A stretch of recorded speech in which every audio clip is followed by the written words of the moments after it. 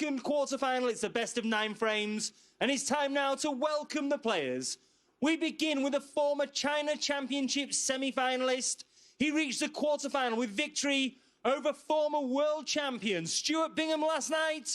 China's Li.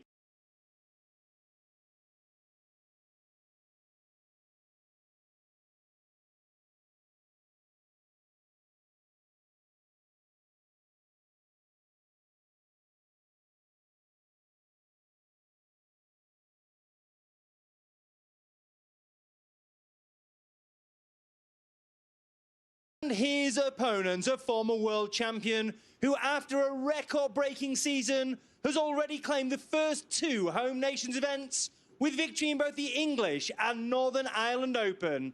He is the world #1, the ace in the pack.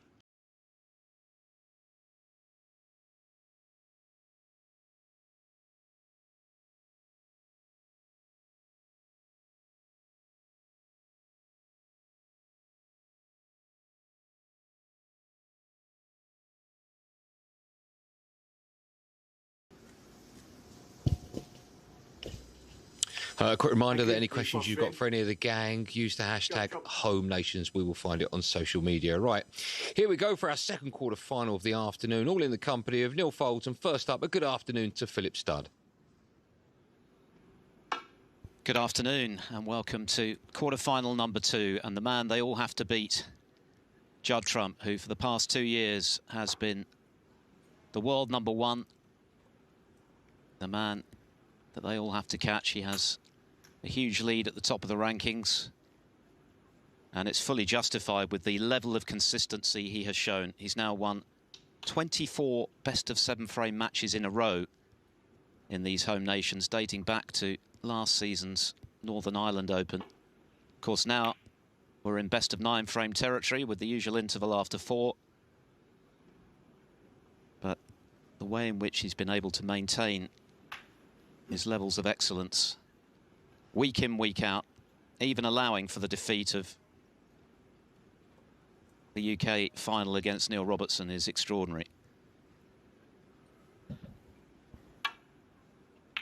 Yeah, I mean, I think see the ball just go over the pocket there. It's okay for Judd. I think there's a gulf, isn't there, between the leading players now and some of the others, clearly.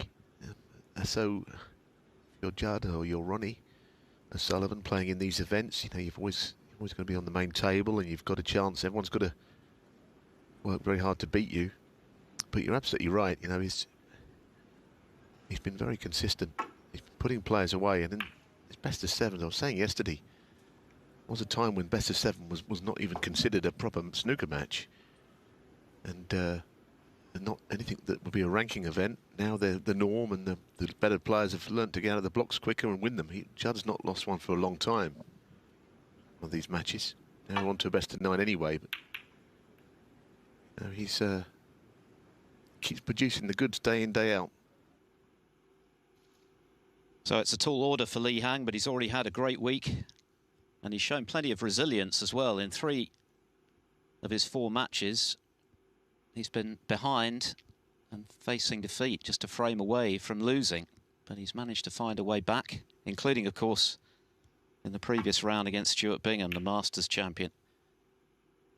And that was a big win for Li, because it confirmed his place in the top 32 on the one-year ranking list, and therefore a spot at next week's World Grand Prix here in Milton Keynes. So whatever happens today, it's been a very satisfactory week for Li.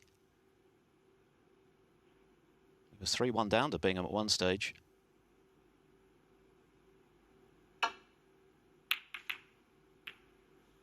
That's a serious error from Judd Trump there. The black's a little out of commission, so whether he can make many, I don't know. But you're right, he scrambled enough points, basically, hasn't he? Judd's opponent, Li Hang, to get himself in that. It was such a battle, I think, at the end. There were so many players either side of the cut-off point who were on the same amount of money. So they had to go back through previous recent matches to see who would be in the 32 and out of the 32. And they know the numbers now, and as you say, that man's one of them. So he's done ever so well. Yes, Graham Dott and Tepshire and New just missed out on what they call countback, based on the fact that they lost early in this event. Dot in the first round, Tepchire in the second, so hard lines for them, but for Li Hang, 7. very good week. And he has beaten Trump before, albeit a long time ago. The Wuxi Classic. 8. 7 years ago. Judd Trump's victories have been much more recent. German Masters, World Grand Prix and Gibraltar Open in the last couple of years, all comfortable wins, but today is another day. Yeah, I think Li Hang is somebody, I think we've mentioned this before a couple of times. You see players out on the outside tables. You know, he's such a difficult man to beat when he's away from the cameras. Don't ask me why that is, but there have always been players like that all the time.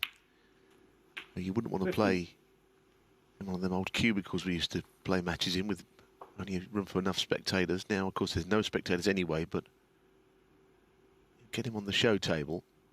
He hasn't quite got the same level of form. But they used to say that about our own Joe Johnson, didn't they? That he couldn't play on the TV, and then he won the World Championship. That was the end of that nonsense. 21.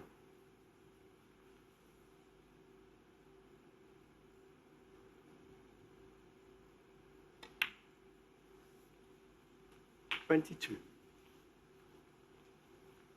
Saw off Lu Honghao, 4-3. Matt Selt, 4-3. He was 3-2 behind in both of those, and then beat Noppon Sankam, who'd played so well to defeat John Higgins before that comeback victory over Bingham last evening.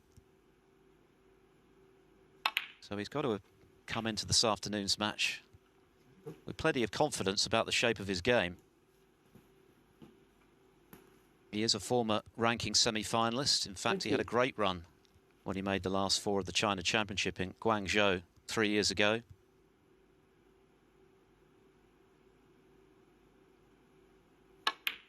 He beat a host of top players to get there. Neil Robertson, Michael White, Matthew Stevens, Mark Williams, and only just lost in that semi-final to the eventual winner of the tournament, Luca Brissell, 6-5. Playing at 37, he has been as high as 28 in the rankings.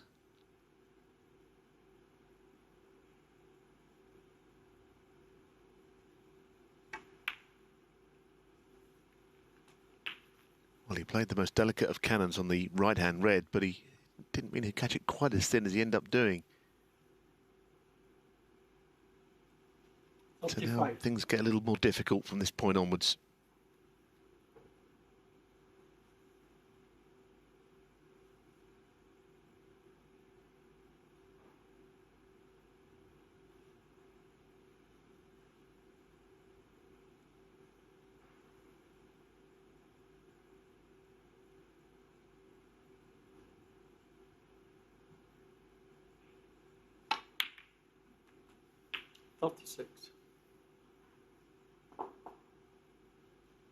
Oh no, it's not a very good place to end up, especially you couldn't even drop the blue in and land on a red by the bunch. I don't unless there's a plant there, so you're thinking probably the break is it's either ending on this shot or the one after.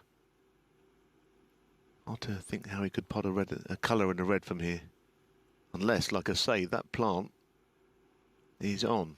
It's the only way, and he could play the blue. It's into the other pocket, actually. That side, as you can see, there isn't a plant, but to the left corner, perhaps.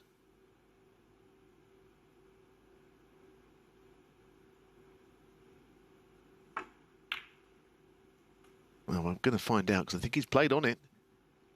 The two reds are how far apart? 4, 5, 6 centimetres, perhaps? 41. And they're not in line, but you can make them in line by hitting the first red thicker than the potting angle would be on that red to bring the second one straightened up for the pot. So it's worth a go. The cube was in a good place to make the shot happen.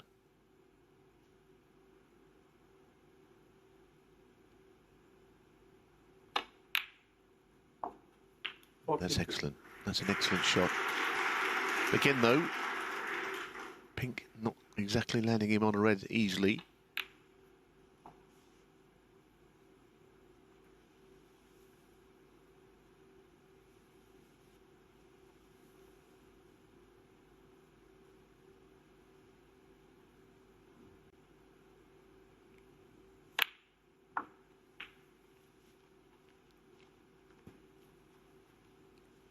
Oh, now he has got an awkward shot this time. Again, he's got a thin red to the middle, but how much do you fancy playing it? Doesn't want to throw away what's been 48. a good lead by giving a chance straight back.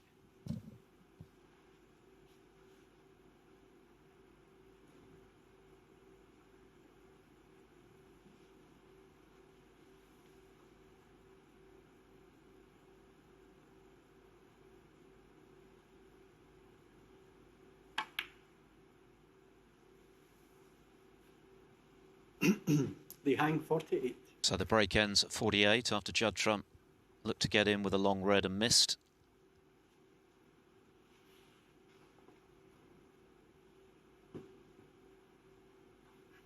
A good start, though, to settle the nerves for Lee.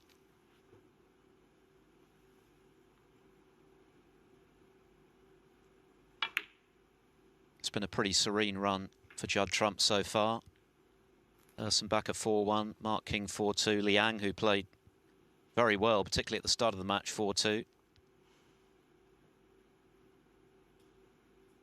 And then Mark Williams last evening, 4-1. And it wasn't about the big breaks for Trump last night against the 3-times world champion Williams.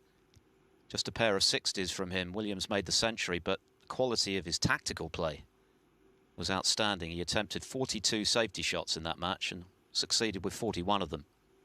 Further evidence of what a complete player he now is.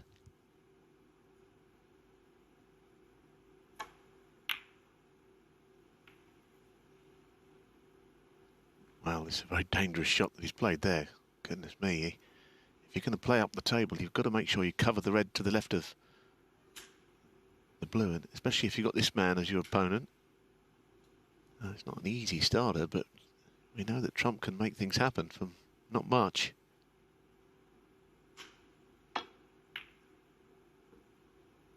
Not this time, though.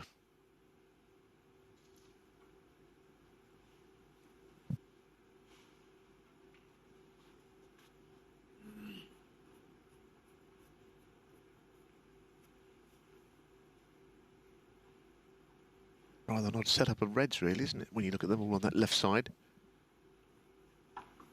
Shows you every frame of snooker is different. You wouldn't see them over there very often, all those balls spread out almost equally in distance. One. Goodness me, that's a dreadful shot. That really is. How has he ended up there? Oh, he could have finished, played 100 different ways. That's an absolutely abysmal shot. Frame is not over yet, I can tell you. Now he's on him now on this shot on the brown because of the previous shot. Can't afford to miss it.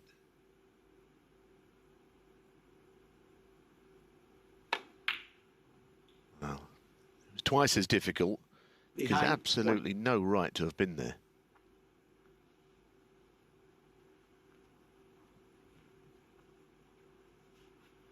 It looked like a clear chance to take the opening frame.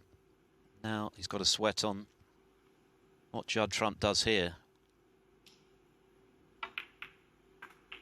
One. I know these are longer matches, but if you lose a frame like this at the beginning, it doesn't set you off on a very good footing. Similarly, if Trump could pinch it, he would feel pretty enthusiastic about the rest of it.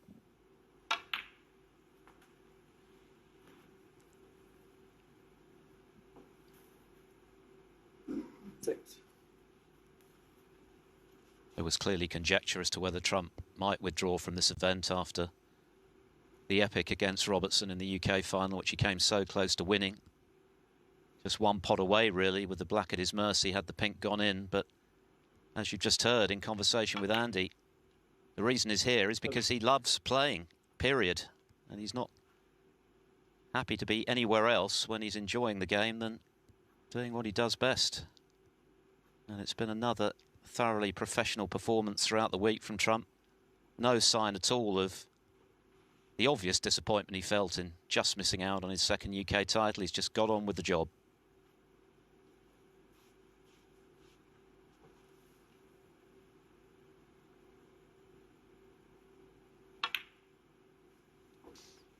Now, if you think about what happened last year, Philip, Champion of Champions, he had another pretty crushing defeat to the same man. 13.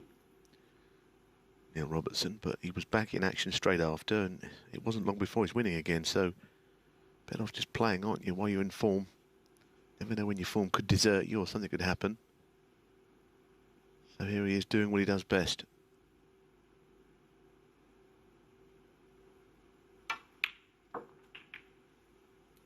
Nice shot to develop that other red. The reds are starting to open up nicely now.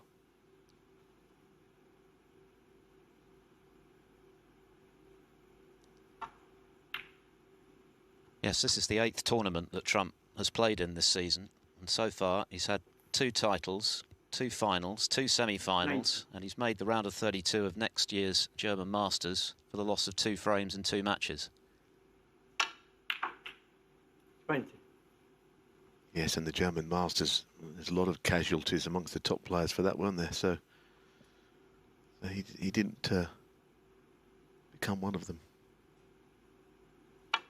Might have a plan here, because thought maybe with the red over the pocket he might try and disturb the black and red, but I guess as a left-hander he's got an idea about leaning across and potting the reds.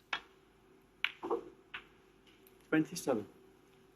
Gradually he's just getting himself back into the frame, I think, more importantly at this stage.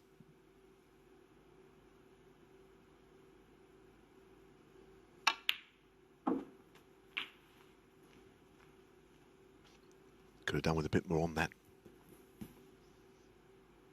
33.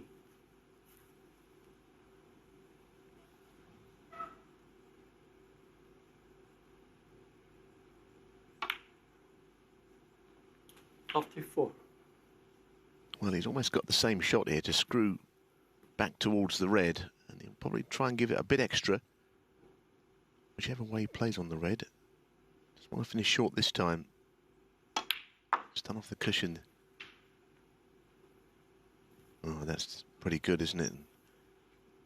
You may not need the black, but I think you'll have to go into it. This goes in, you'd fancy him.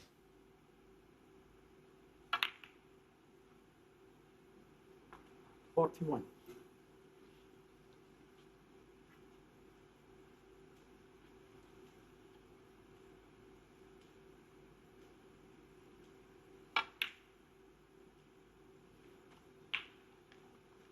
Beautiful.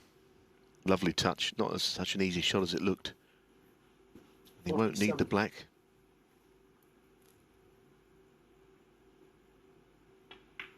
He hasn't won it yet, but I tell you what, this is a bad frame for Li Hang to lose, because he had everything there for him, and he already was 40-odd in front.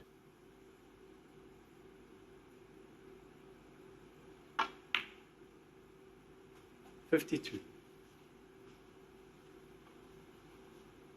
Last piece of the jigsaw, getting on the blue perfectly.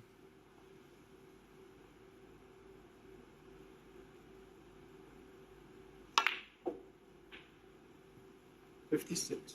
Yeah, this is going to be a test of the resilience that Li Hang has shown this week. 3 of his 4 matches going to the wire. But to lose a frame like this, when he looked nailed on before he snookered himself on the blue, had to take on the much trickier brown, playing that shot with the disappointment of knowing he should have had an easy colour with just a few more balls needed, and the world number 1 has stepped in his usual ruthless fashion to punish with a break of 67 to the pink. What an early hammer blow for Lee. Trump leads 1-0.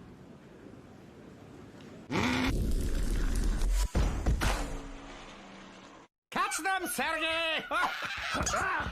Oh, they don't seem very...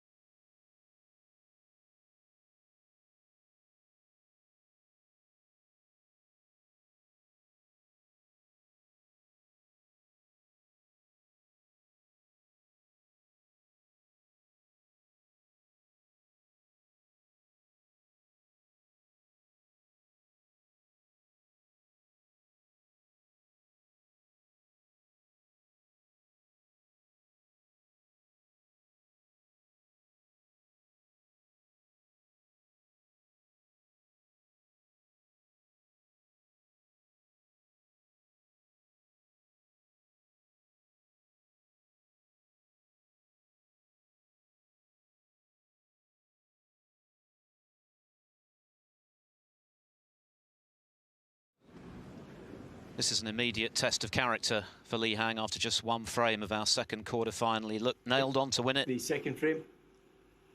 Li Hang to break. Judd Trump had missed his first 2 potting attempts. Lee had a simple red to get onto the blue. Somehow snookered himself on that blue. Took on a much trickier brown, rattled it, and that was his last shot of the break. Trump stepping in with a terrific run of 67 to take the opening frame. And of course, the winner will play the winner of our feature match this evening here on Table 1. Ronnie O'Sullivan against Ding Junhui. Mark Selby to play the winner of our remaining quarter-final on Table 2. Kyron Wilson against Jamie Jones.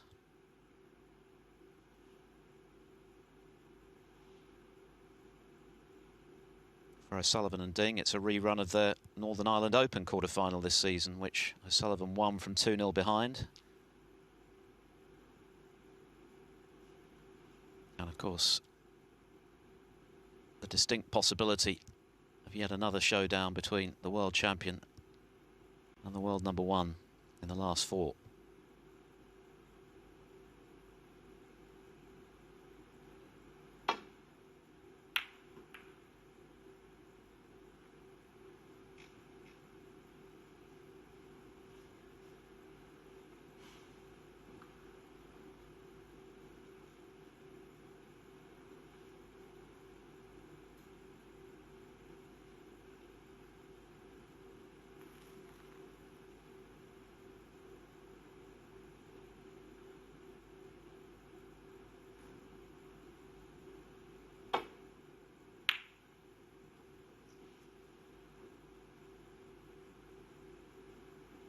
Just wonder if this red actually goes past the black to the right corner. Whether Li Hang actually checked that or not. If it does, Judd might have an interest in it. Yeah, it does go, and I mean, if he was to miss it, you'd like to think that he would hide it behind the black, just bounce away from there. Definitely on. It's an outside chance he could get in off it.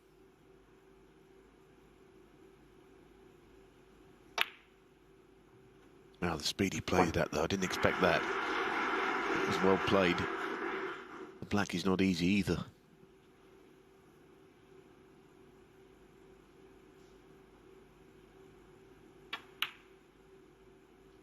Li Hang thought he'd played just a bog standard containing shot there and didn't appreciate the fact the red went beyond the black. 8.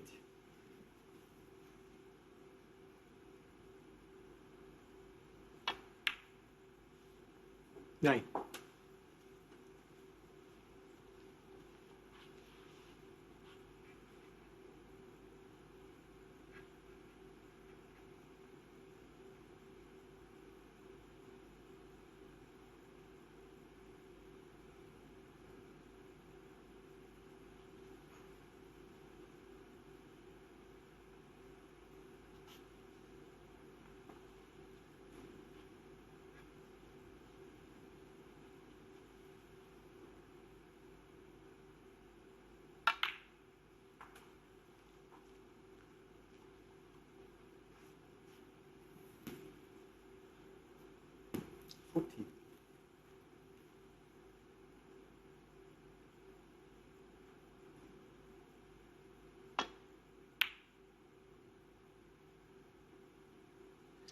We're seeing a lot of that, aren't we? Balls that don't go in, don't go very far away from the pocket.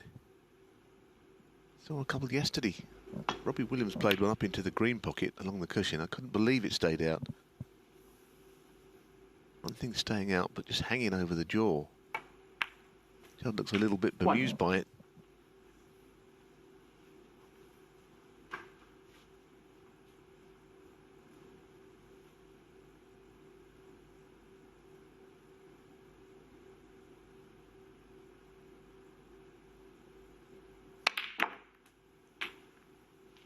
Well, that was certainly a positive shot from Lee, and he's played it very well. 8. Looking to get the disappointment of the manner in which he lost the first frame out of his system. He got plenty of action on the cue ball there.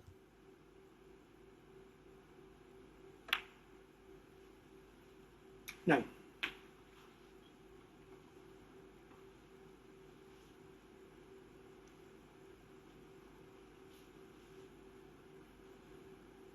This season he started with 3 wins out of 3 in the group phase of the ranking Championship League event. Then he suffered 3 consecutive first-round losses, made the last 32 of the UK Championship, where he lost to Neil Robertson, before his run this week.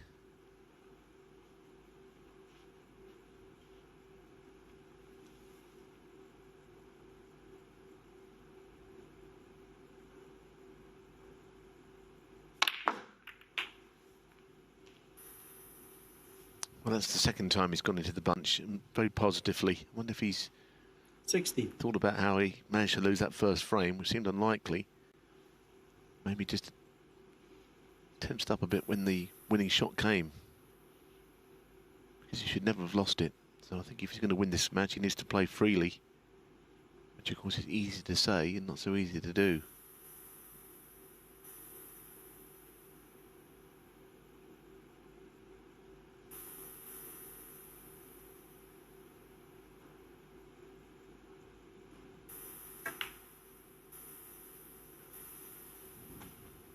Seventeen.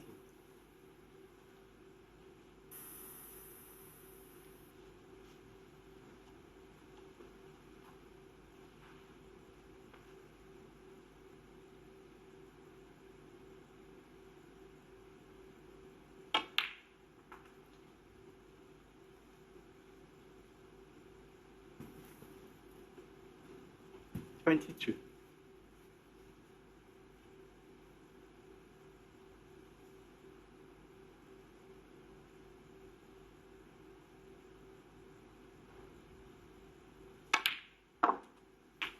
$23.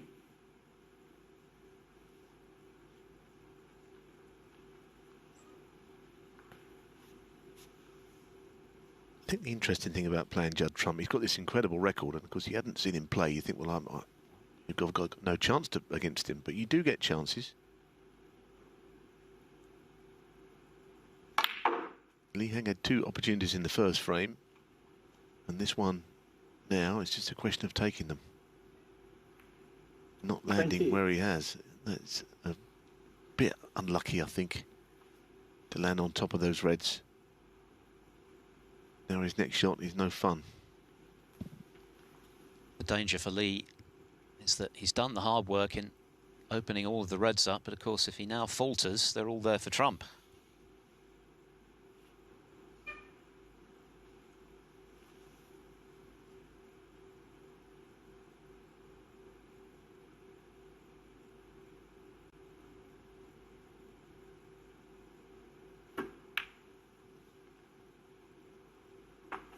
$29. It's a good shot, but it's going to need another one. Yeah, the black's too much. He can't play the black over the red like that. Blue, at least he's got a normal cueing on it.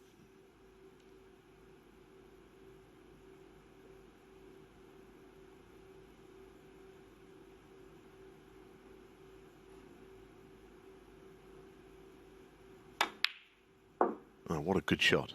Very good. It's the best of the match for either player. Terrific pot, because look what he was leaving if he missed it, and it was very missable. And I think there's the evidence of what he's been doing in getting to this quarter-final this week. He's shown a lot of heart. He's toughed matches out when he's been in trouble, and he's been in trouble in most of them. 35.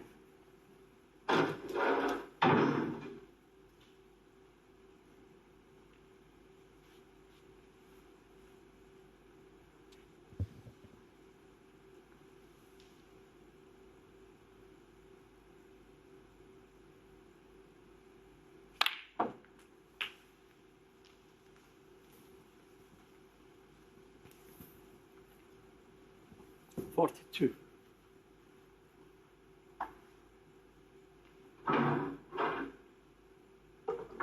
This time he must finish the job off. Get the frame one.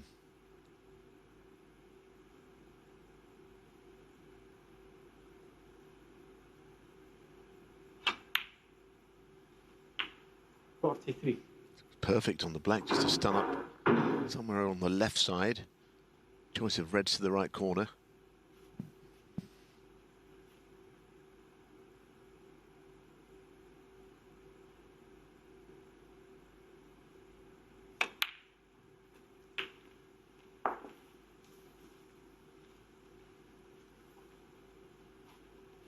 50.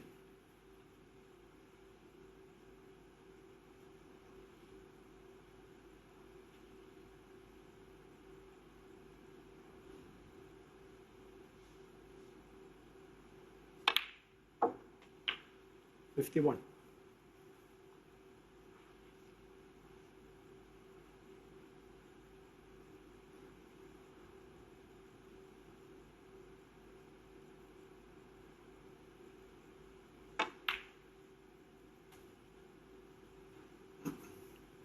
It's a good shot to hold. The angle on the blue was 56. not all that straight, but he managed to stop the cue ball from travelling too far. Watching Judd there in his chair. 57. This game of snooker involves a lot of sitting down, watching your opponent. And sometimes you just have to keep your concentration and hope that a mistake is made to be ready for it, as he was in the previous frame. One of those games, aren't so many like it, where there's absolutely nothing you can do. Your opponent is at the table, doesn't matter who's sitting there, greatest player or the 61. worst. They can just watch. 64. Gear yourself up for something. Should anything come?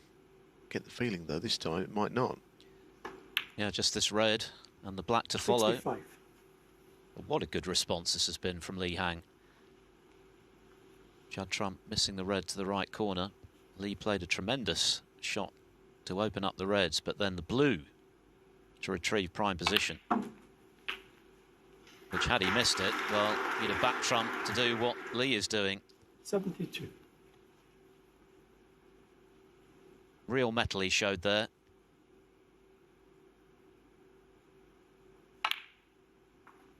$73. And that augurs well for his chances. He's proved throughout the week he has a very good temperament.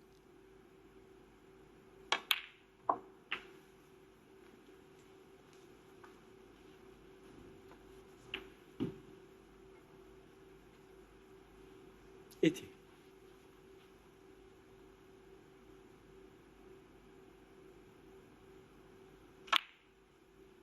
Getting close to 100 centuries for his pro career, which started back in 2008. He did fall off the tour.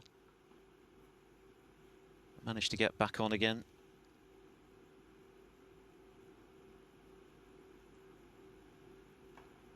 He can make one here. It would be his 96th. Ah, the blue just stays out. Lee Hang, 81. But that doesn't really matter. That was an excellent response to losing the first frame in such disappointing circumstances. In the blue, arguably one of the shots of the tournament, given the context. It's 1-1.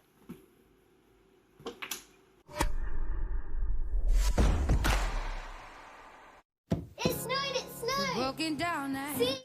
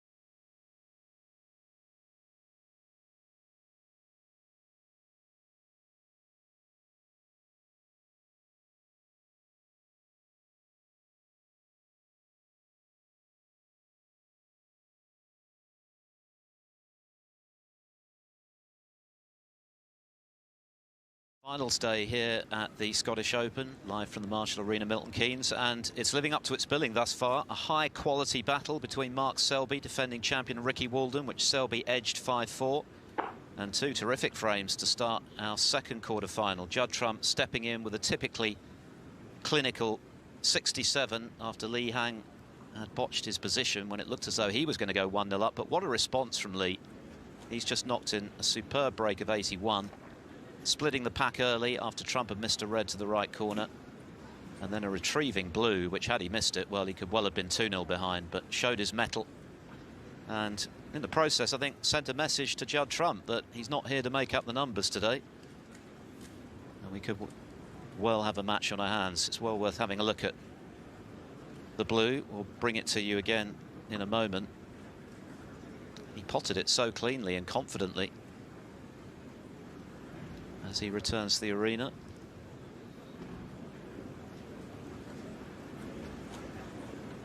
So one apiece, 5 of course now is the target. 2 more frames before the interval. O'Sullivan or Ding for the winner in the last 4 tomorrow.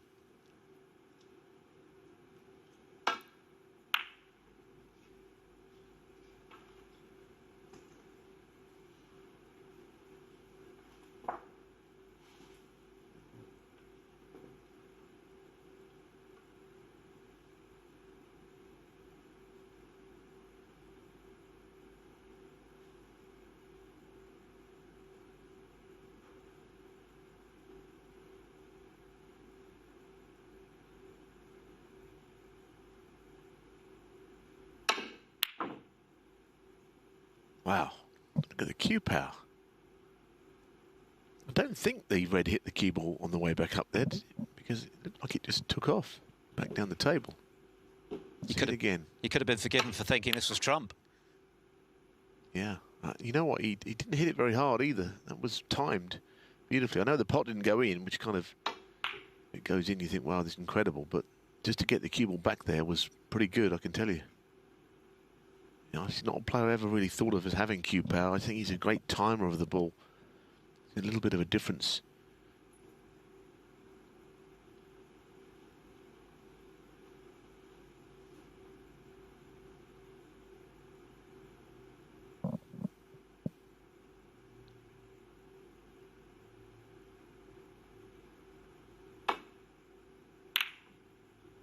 The mindset of snooker players is always very interesting, because you might think, well, okay, Lee Hang has redressed what happened in frame 1 by winning frame 2, but there's part of him that's thinking he should be 2-0 up instead of 1-all.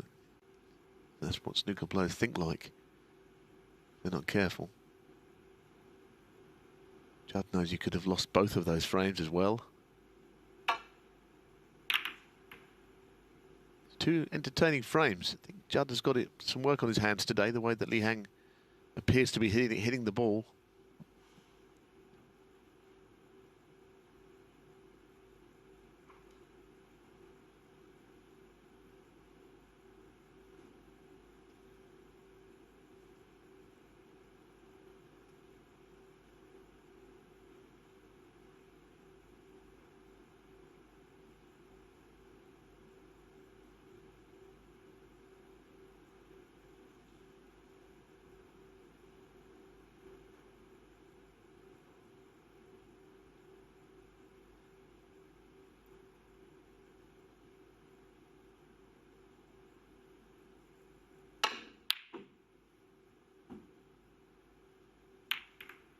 He's at it again, isn't he? That cue ball's coming back as if it's on elastic to the other end of the table at the moment. Well, he showed plenty of cue power in splitting the bunch at the start of the previous frame, and once again his primary goal of getting the cue ball out of danger largely achieved.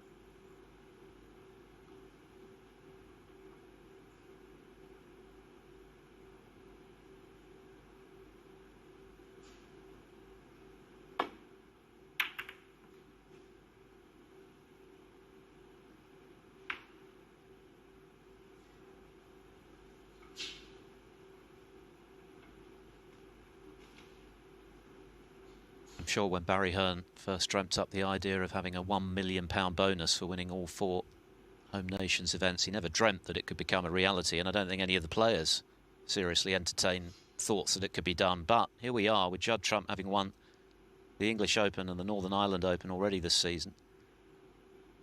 3 wins away from making it 3 out of 3. Of course, there's no £1 million bonus, but that wouldn't make the achievement any more or any less extraordinary. If he were to win this title, well, then it's very much game on for the Welsh in the new year.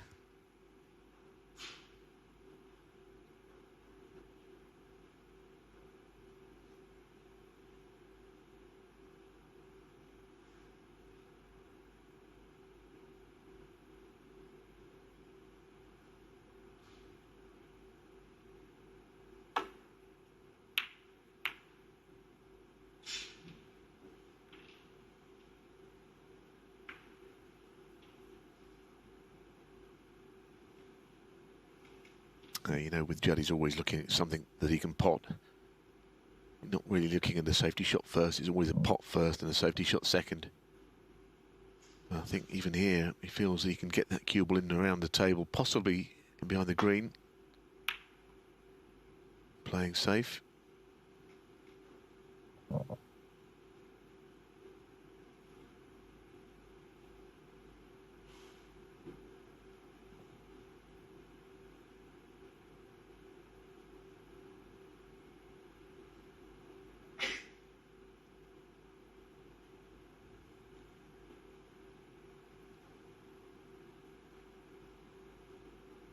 Very congested table for any sort of a safety shot.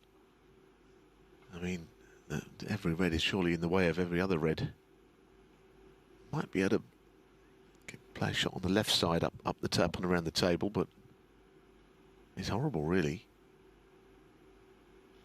But if you could get the cue ball somewhere in the jaws of the right corner, that would be okay, but even getting there is not easy.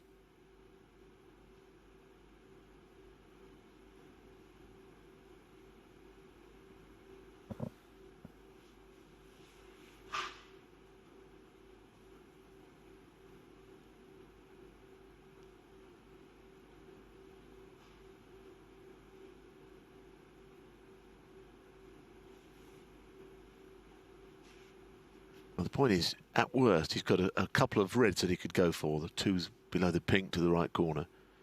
All right, if they don't go in, then anything could happen. But if you're looking to play a complex safety shot, at least if you go for one, give himself a chance of potting it. Might be playing a safety shot through a small gap here. This is going to have to be played well. Hit a red on the way back if he's not careful. Or even the blue. Cue ball's kind of limped up the table there. I think he's left a red on. He was in trouble.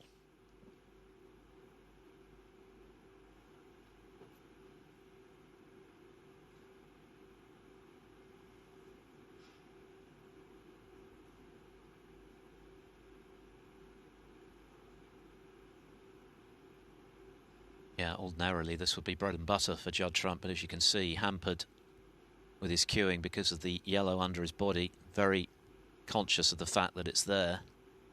Makes the shot that much more difficult.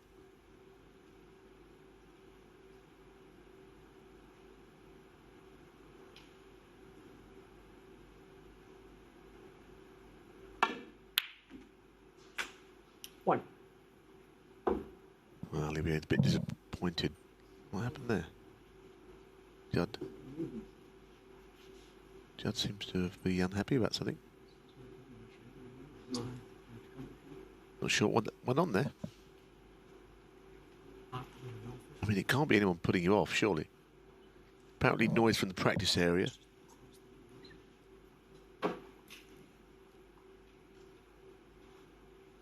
Say, you'd always say someone was putting a player off, but we're so used to now these empty arenas that you wonder what it could be.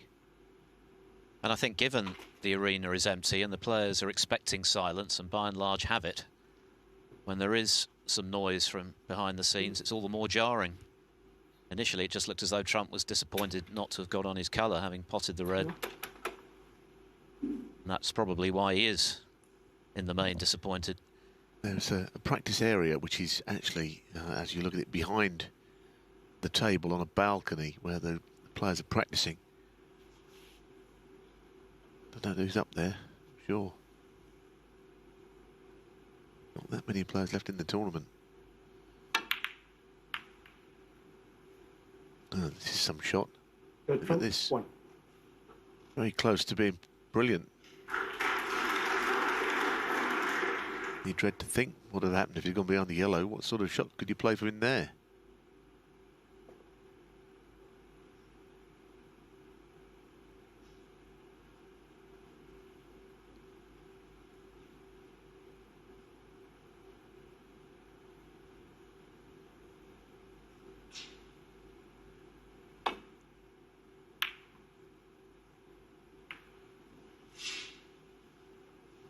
Quiet as possible, please. That's disappointing that there's noise actually in there.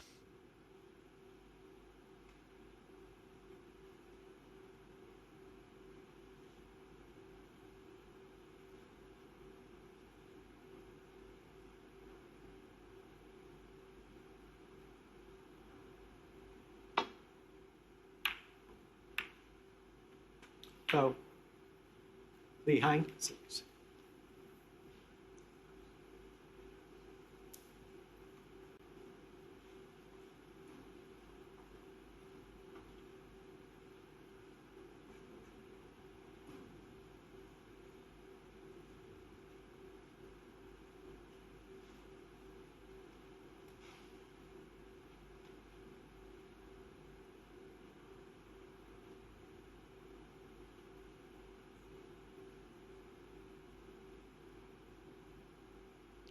So this frame, 11 minutes old, just the one ball potted.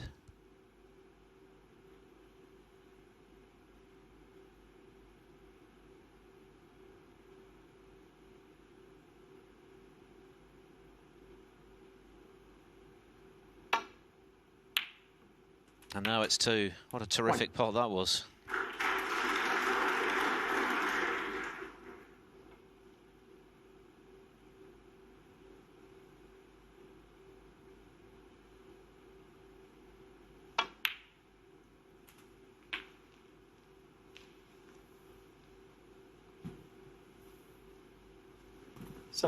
Yeah, and the reds were spread far and wide. One of those, if you don't pot the ball, then your opponent is in. There's no getting away from there. Playing up to bulk. Too many balls in the way.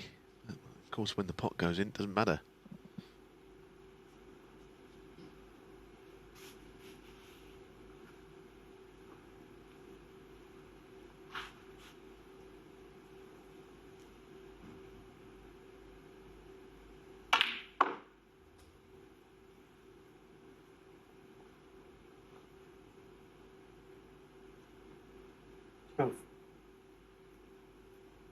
Made more complicated by the position of the black and the reds around it. Everything else is okay.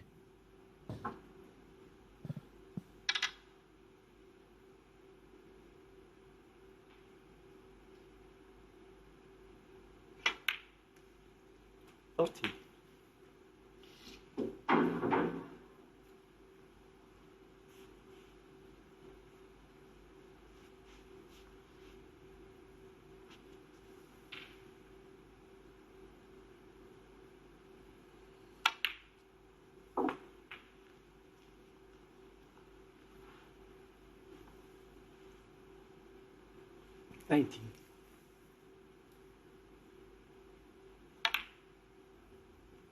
$20.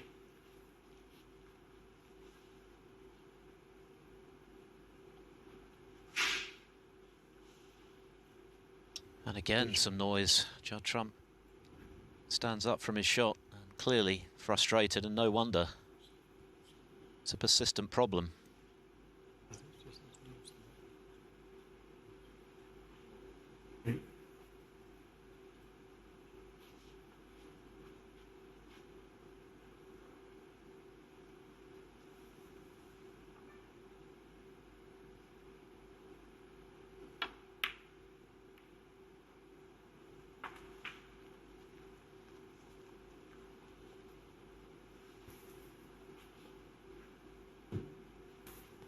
26.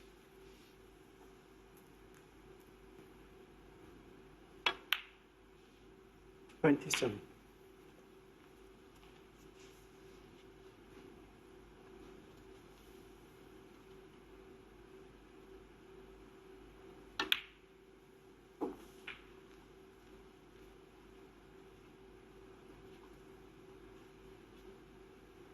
43. Apparently the problem is that the outer tables, which are no longer 44. necessary, of course, now we're down to the last 8. Just 2 tables in operation. They're being de-rigged, and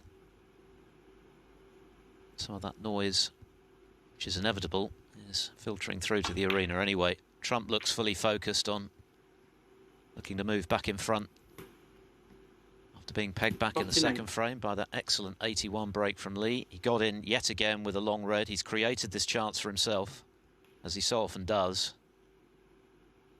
with the quality of his long game. Yeah, 40. that's what he does. And what he does also is he makes breaks from positions that are quite complicated. He's very good. You see certain players, I mean, no point in going into names, but some players, when the balls are there, in orthodox places, they look fantastic. When they're not, 46. they don't look quite as good. Judd is not one of those. He almost likes the challenge of trying to construct a 47. break when there's something difficult about the table. And I think this break has been one of those. Cleared away all the reds that were in open play. Now it's just that little right corner where everything else is. But he's also getting close to the winning line anyhow in the frame.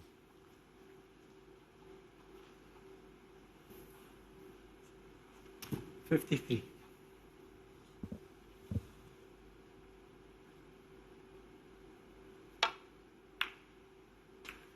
$54. That's a nice little nudge. Pink will be on its own spot, so he could just drop this in if he wanted to. Play on the red near his bridge hand. Oh no. Well, I don't know why he didn't just drop it in. 54. They'd be annoyed by that. I mean, he could have rolled it in. Pink on his own spot. Oh, a lifeline from nowhere, unexpectedly. The hard work seemed to have been done by Trump on the cusp there, just a couple of reds away from safety.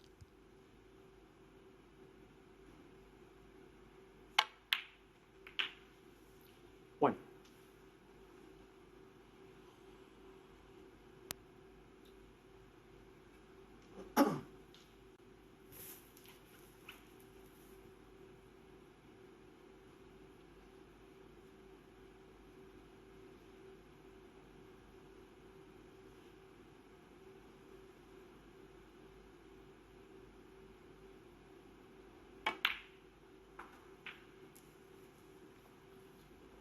He's going to work out a plan here, plan of action. 6.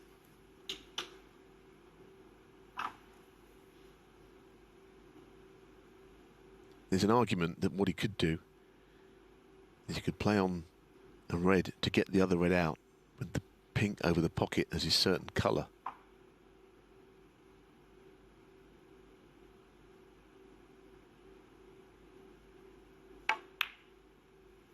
Seven. I think the way it's worked out now, he's going to have to play the pink this time.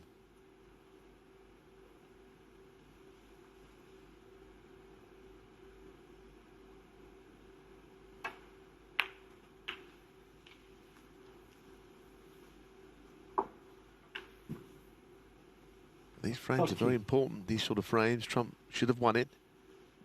He still might, but it's out of his hands.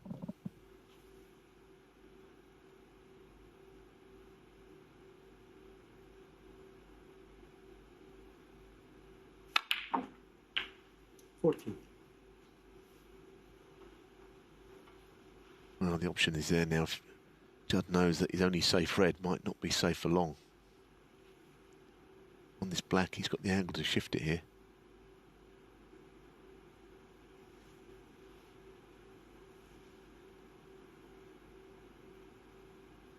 think he's had second thoughts, by the looks of it.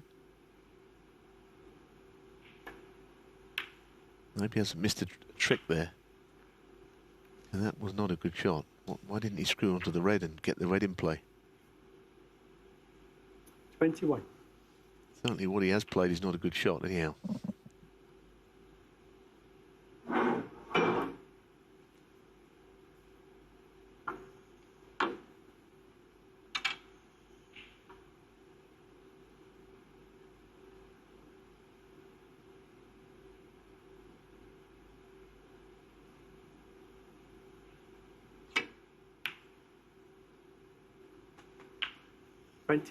He didn't hit that cleanly either, and it very nearly stayed out. Never easy, of course, with the Spider. He's had a lot of chances to get this red in play. As you say, this one just crawled in. Now, he's going to play a really good shot to get behind the red from the black. Just doing what he did in the first frame, starting to tense up a bit when the chance comes.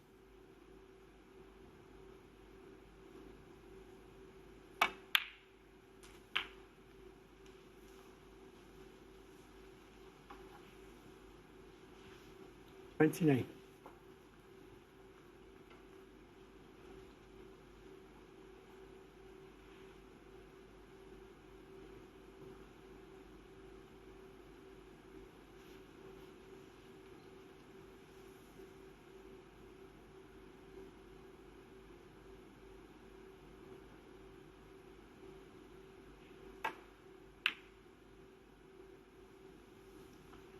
They hang 29. He didn't play the double. He's played a good shot, in fact. He's given himself a chance.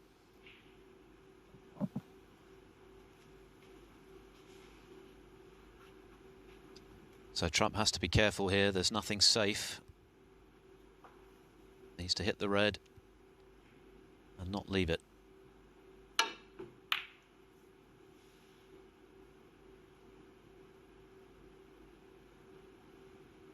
He'll take that. It's the right result, isn't it?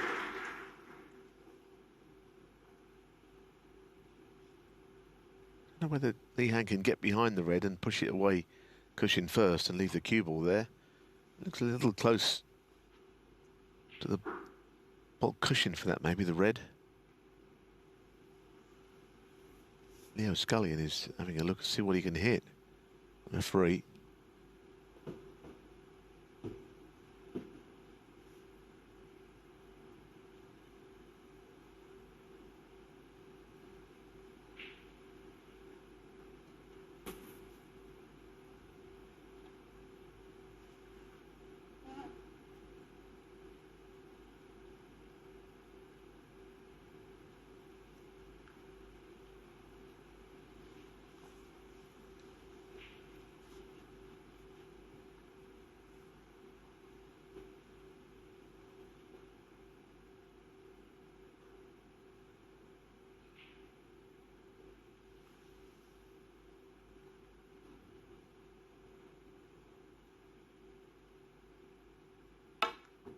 Foul and a miss.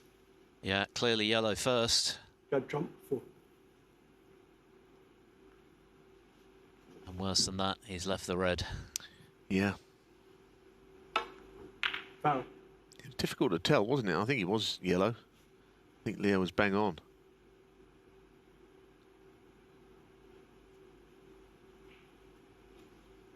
So Trump's lead is Goodness me. 24, but he's having it put back, even though the red was potable.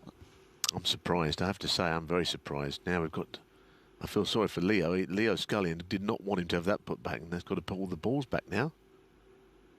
I can't believe Judd didn't play the red there as a left-hander. I'd have backed him to pot it. And he only needed a colour beyond the yellow to leave Lee needing a snooker off that red. Well, I am surprised. But Leo must be devastated by that news. I mean, he's putting the balls back. I mean, they don't look very close at the moment, but I'm not blaming anyone for this. It's hard to replace them. This way. Who'd be a snooker referee in this situation? Balls were nowhere near there, but the red was away from the cushion a bit. All Judd had to do was pop the red, frame was over and we set them up. And the other thing is, you know, let him go again. He might he'd get the snooker back. I'll take the yellow away and you direct me in. Right, direct me in from there with the yellow. Yep. Mix it so that I can see it. That way. Yeah. Next year. Back to you.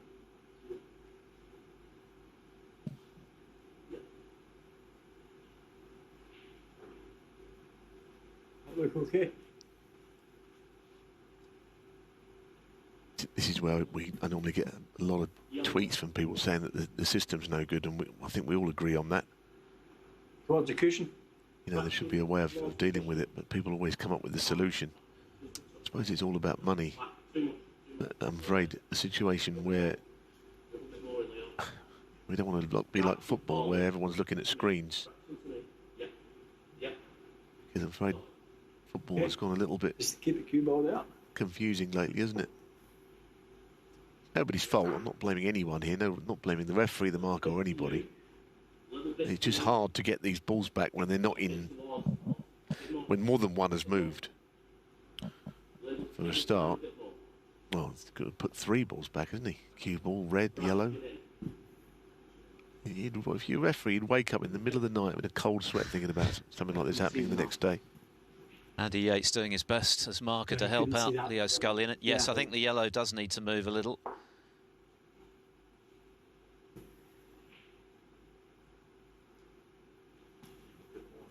Yeah.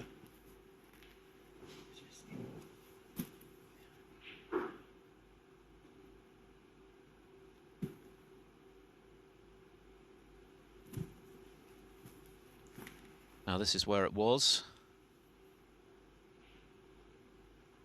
So the yellow perhaps needs to come back from the red in the line it's in at the moment by about half an inch maybe. I'm in here. There's no. I always say this, if there's a local league, you'd hit this about 300 miles an hour, and then no one would have a clue if you hit the red or the yellow first. I mean, no one would know. It's just all a blur. Sorry. Quite a procedure this, but it's very important clearly. Got to be 5 minutes Is there or so, anything isn't it? you're absolutely sure about?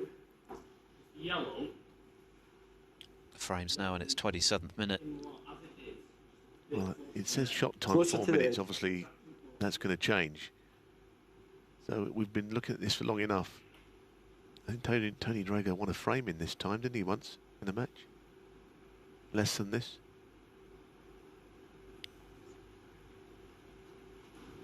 Still not right, is it?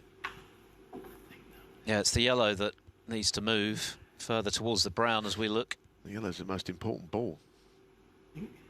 Because it's easy to hit the red this way now. Yellow. Tiny bit away from the red. Towards the brown. A little bit more. Getting there gradually. Another maybe half ball's width towards the cue ball. Just mix it for me, please, Andy.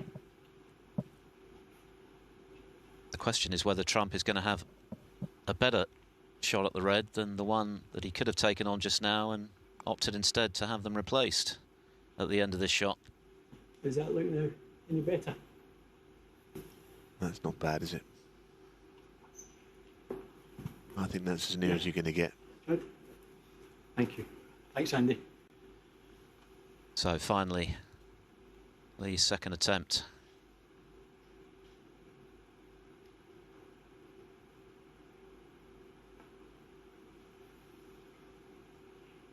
Different shot this time. And safe. I'm amazed. I'm amazed at Judd. I'll say it again. I can't believe he never played the red. I think he'd have potted it. Probably 8 times out of 10.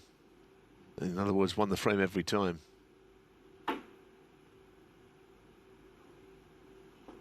Anyway, he still might win the frame.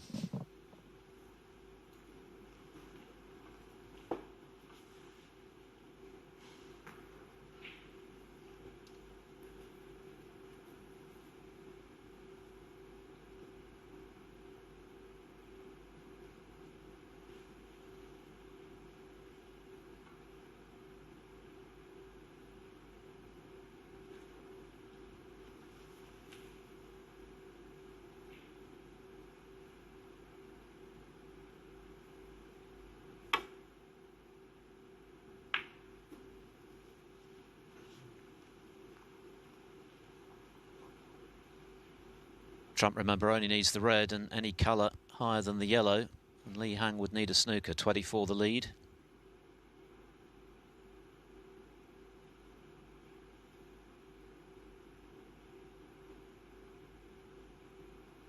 But nothing to rescue him if he misses it and leaves it. All the colours out in open play. That's the dilemma for him.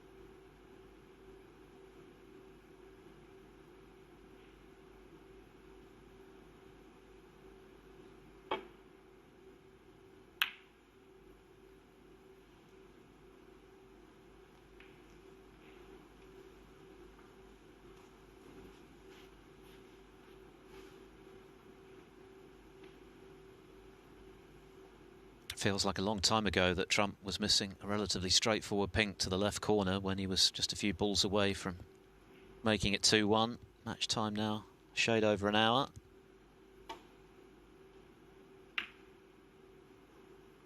This frame now more than 30 minutes old, of course. Part of the reason for that was the length of time needed to get the balls replaced. It wasn't straightforward by any means.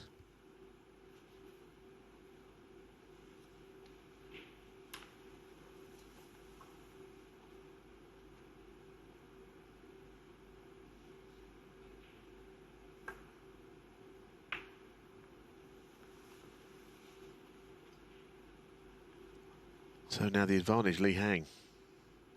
Not the most difficult to hit.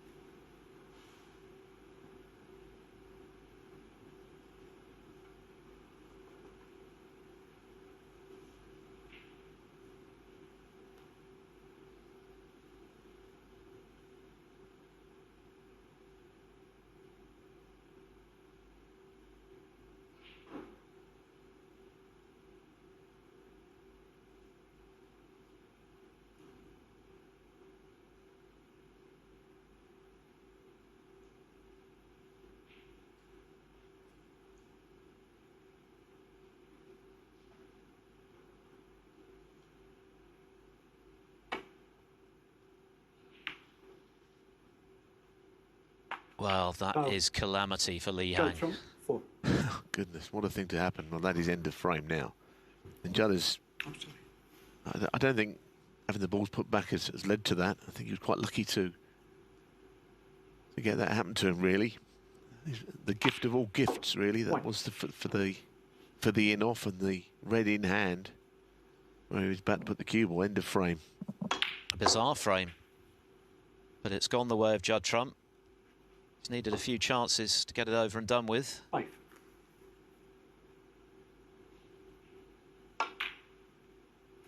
7.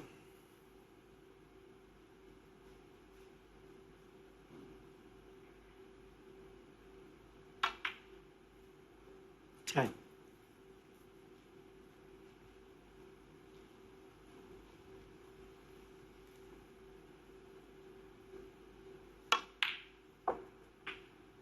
14.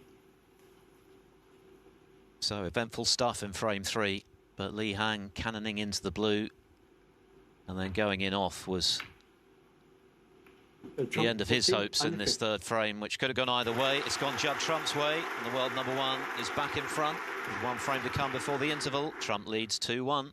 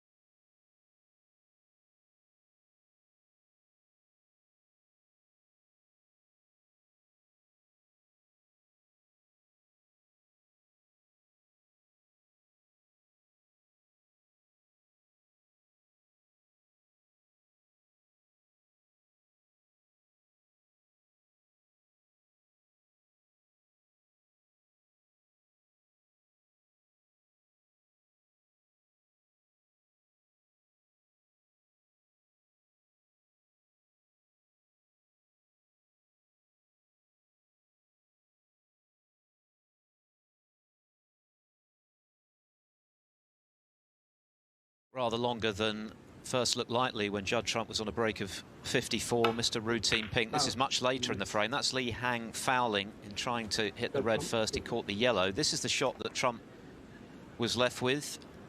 He might have taken the red on. Remember, he only needed the red and any colour bar the yellow, and Lee Hang would have needed a snooker in the event.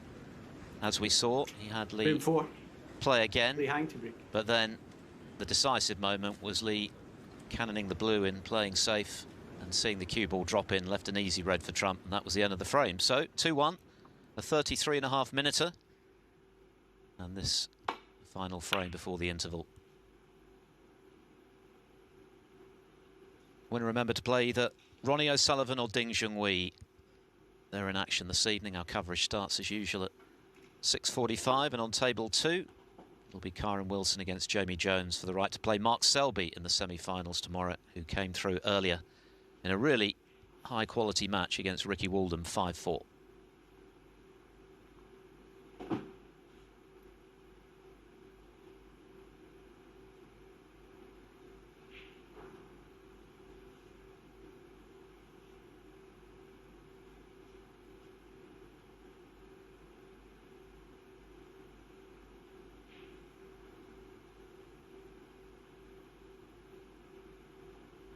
Definitely an argument on a different day. Lee Hang could have won all of these frames, and I'm sure that's somewhere in his mind.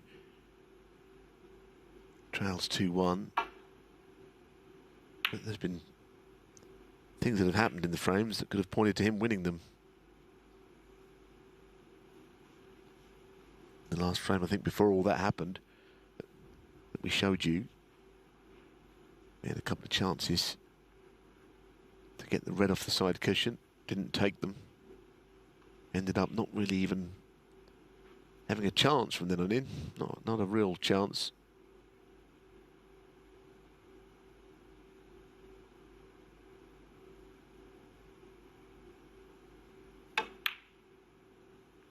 Oh, very nice though.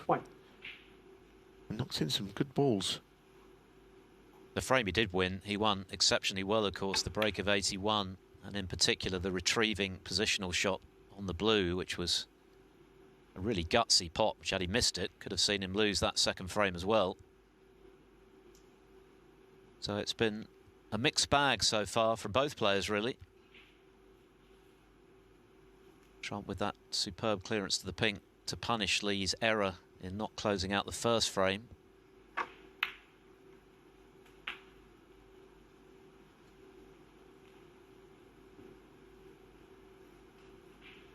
Six.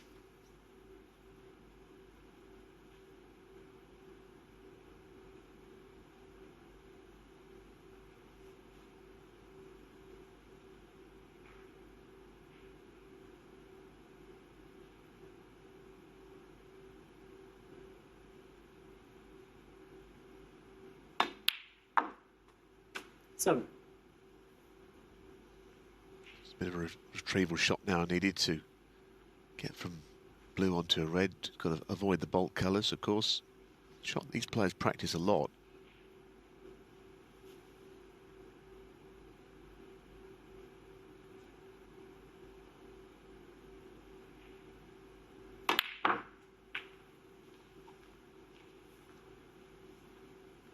Playing that virtually plain ball, which is quite unusual. 12. I expected a bit of side to be on the cue when he hit the ball cushion. Not finished in position A either. The red to the middle seemed to take him into no man's land as far as his next colour is concerned. Now this is a real cueing shot required. Doesn't fancy it.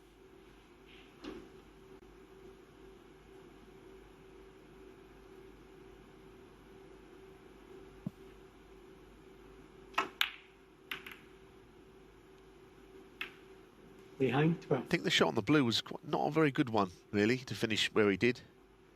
Didn't give him many options.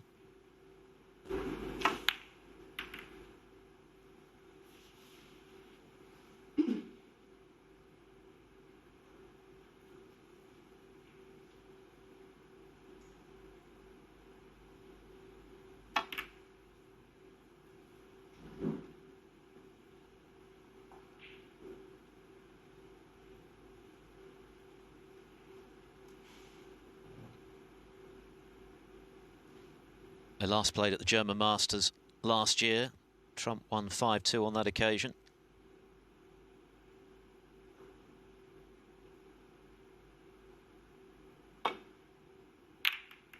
The only other best-of-9 frame match they've contested was won by Lee, the Wuxi Classic in 2013. The other two best-of-7s, which Trump won comfortably.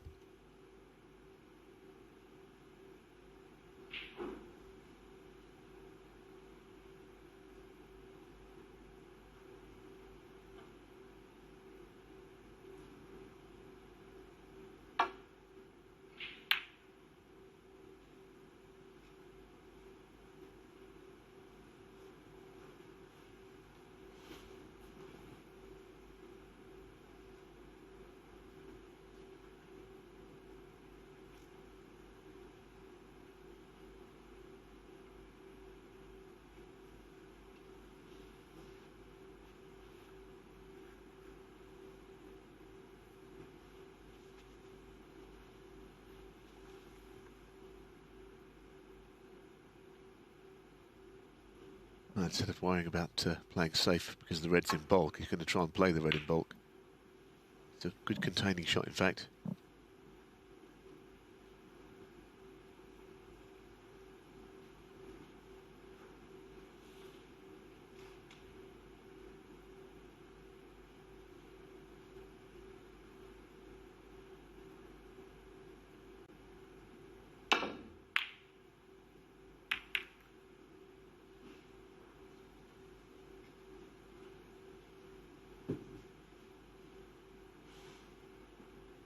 There's another example of an excellent safety from Trump. Last night he was almost immaculate in that department against Mark Williams, and he was delighted about it, speaking to Andy and Ken after the match last evening. He was particularly pleased with how tight his safety had been. He just failed with one of his 42 efforts in the safety stakes, and that was a big reason why he won the match.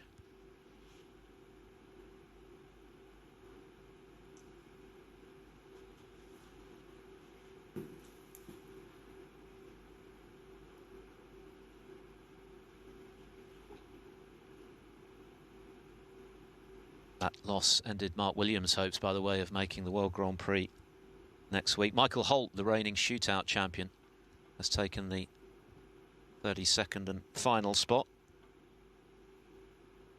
And he will play Judd Trump when the tournament gets underway on Monday. It's first seed against 32nd and so on. A few seedings still to be sorted out, though, before this tournament's done.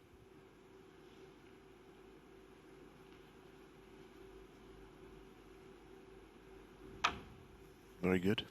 Well, if it's touching, of course, Judd has the advantage.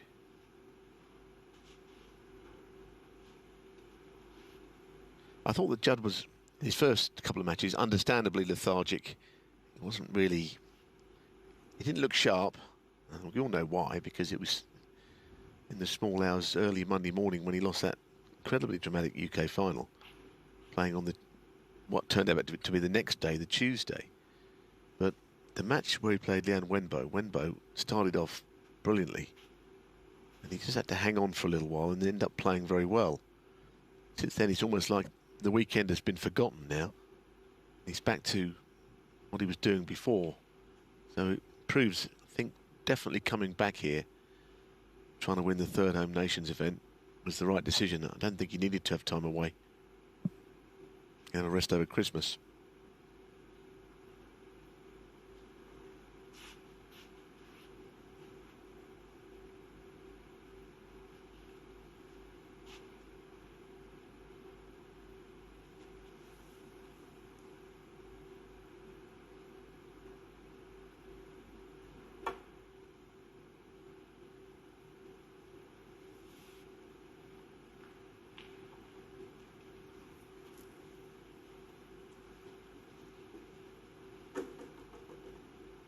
It's pretty intense stuff, isn't it? Judd Trump's average shot time is down at 24.5 seconds. I think Li Hang is just reminding us, despite the fact that he's losing 2-1 to the world #1 here, he's just reminding people, or letting people know, what a good player he is. because he's played pretty well here. He's matched Trump in most ways, except for just at the very end of frames, where Trump has picked up the pieces, and that's why he's leading. Lee, in some ways, has outplayed him, actually.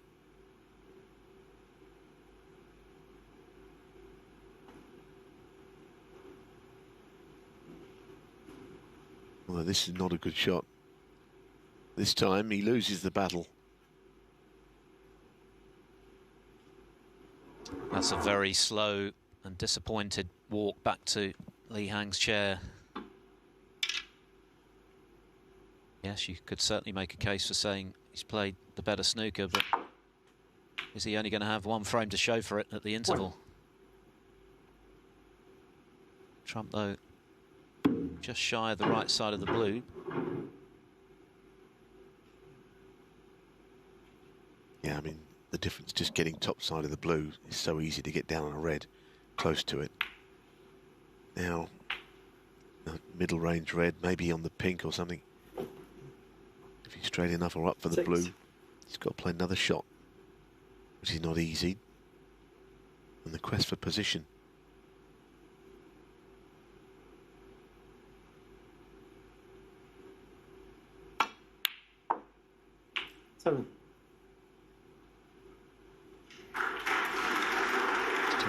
Still not quite on the blue perfectly.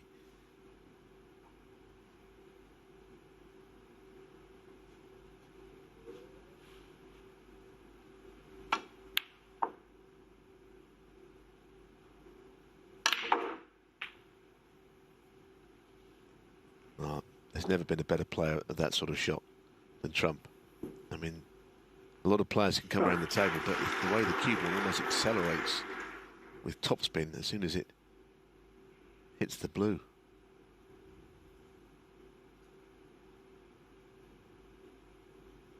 I think he makes it look an easy shot, but the blue is just off straight and he just powers it around the angles. The way that cue ball gathers speed.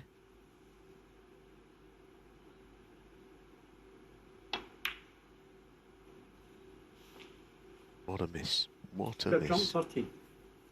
Goodness me. Well, he's now missed that pink into both opposite top corners.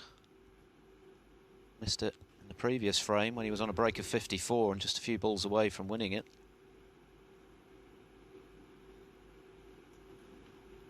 Can't really explain why he missed that. It's one of those, you can often find a reason. But to miss it thin, just holding for red. They all miss balls, but on that one, I didn't really see that one coming.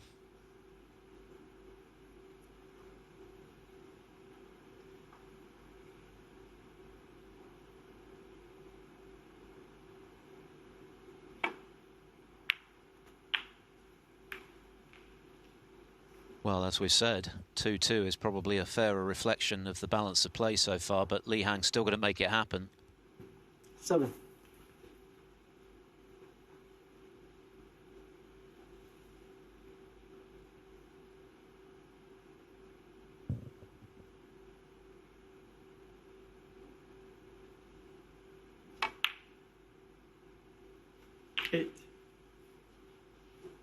Well, he's got to make it happen, but it's a terrific chance. As soon as he moves that red below the cue ball now, then the black is on to everywhere. Reds are all in the middle of the table. There's no reason to believe he won't clear, except for the fact that somehow he's 2-1 down when he should be in front. Probably all that will stop him. 15.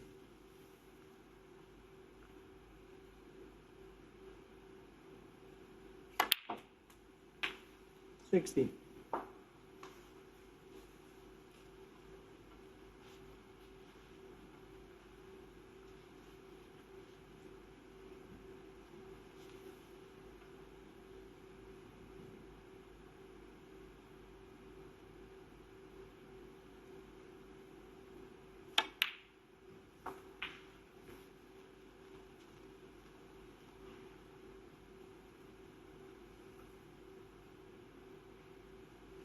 $22.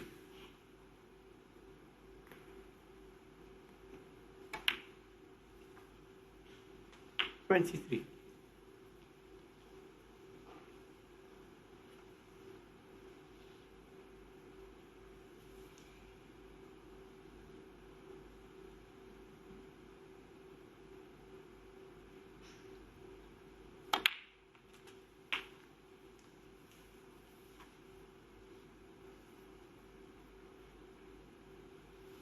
30.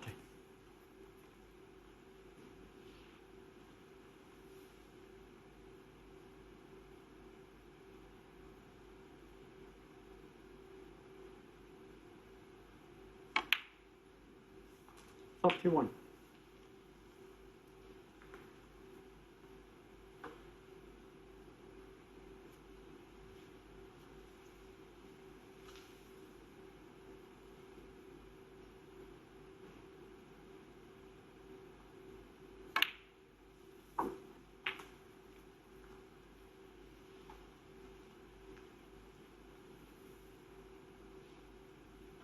$47. He plays the shots very gently, doesn't he? He's not someone that hits the ball hard. Even those screw shots he played, he got the cue ball right back to the bulk end. You know, he didn't even hit those hard. A nice player. He's a good conditions player, I think. If the table's responsive, I think you would really see him at his best. Not sure how hard he can hit them if the table's a little slow or not really responding as they would like. But the table we're playing on today, I think, suits his game. Quick look at the scoreboard. 43 the lead, 59 left before this red disappears. So just this pink and one more red, and it was the pink, of course, that Trump missed, surprisingly, that let Li Hang in with this golden chance to share the spoils at the interval.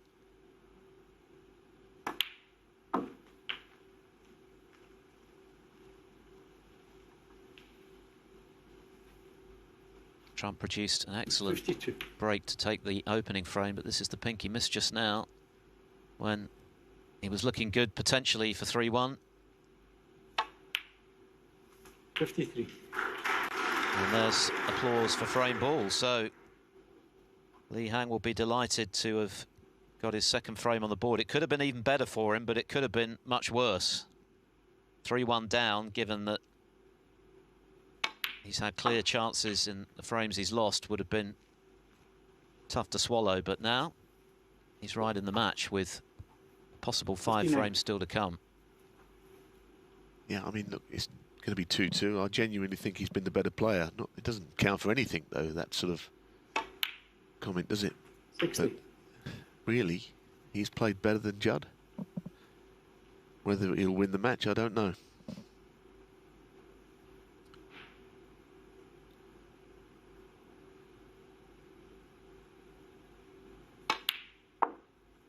Well, he won't be afraid if it goes the distance, because as Trump watches on, and a barely perceptible shake of the head there, still thinking, I'm sure, about the 66. pink.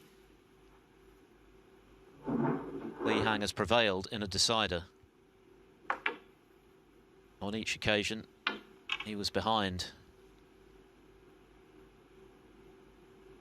So he's shown plenty of mettle, a strong temperament throughout the week. Produced that excellent 81 break in the second frame after the huge disappointment of losing the first, which he certainly should have won. So he's proving to be quite an obstacle for Trump to try and overcome.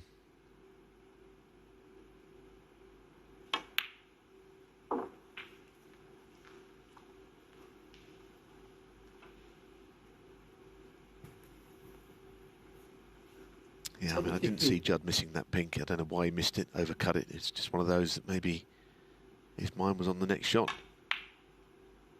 75.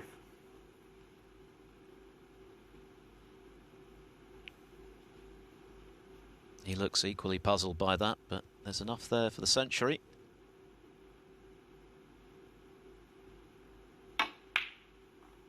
$78.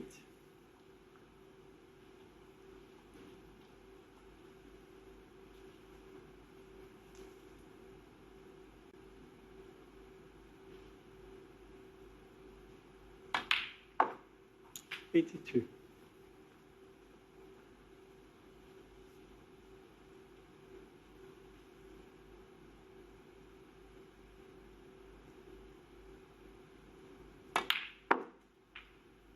When you're playing the best player in the world and you are afforded a surprise opportunity,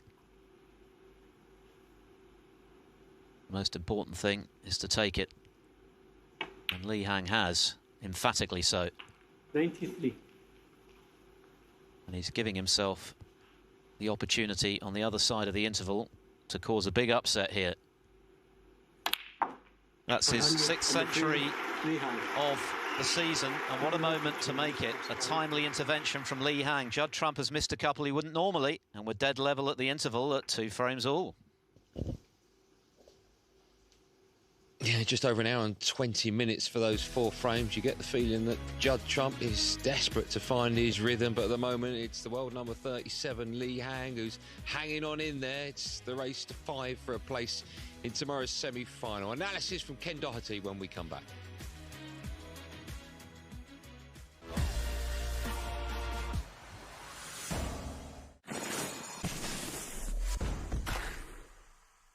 Nothing good is born from lies. And greatness is not what you think. Wonder Woman 1984. On the days over Christmas, I like to watch movies. 5 tons of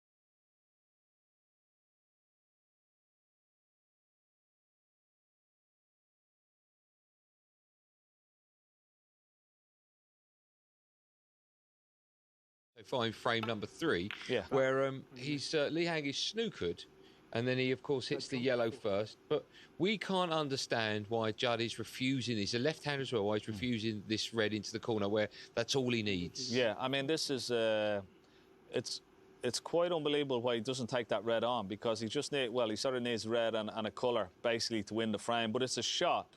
If it was down the other end of the table, you would think that Judd would take it on. Now he. Obviously, Li Hang played this shot and left it, and he won the frame. And anyway, but that was an indication. Just refusing that shot was an indication of how Judd Trump feels this afternoon. He doesn't feel 100% confident. Whatever's happened between yesterday and today. Now, as I said, this interval could change things. But at the moment, when you're refusing shots like that, you don't feel 100% confident. But why is he refusing it? He'll pop balls, or he'll take on balls that are 3, 4, 5 times more difficult than that. Some players, as I said, he's obviously not feeling 100% confident.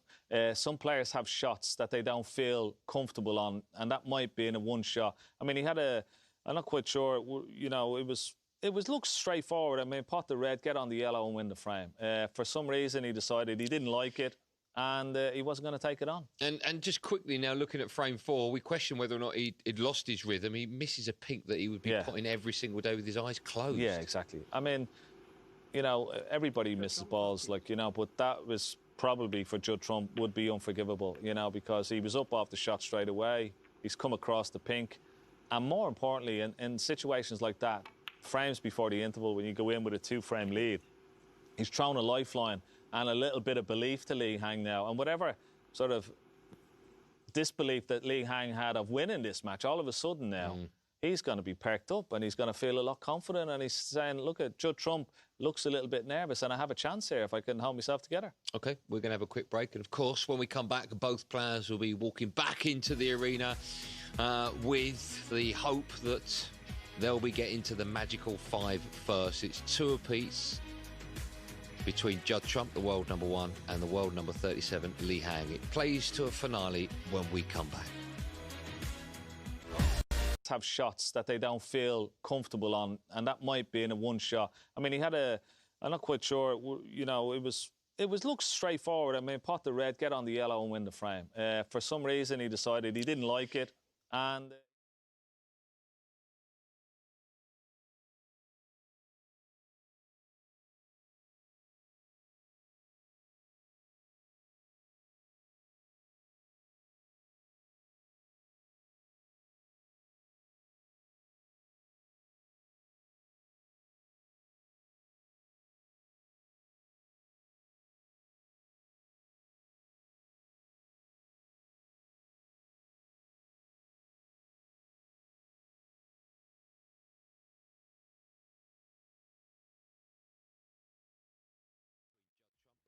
One and the world number 37, Li Hang. It plays to a finale when we come back.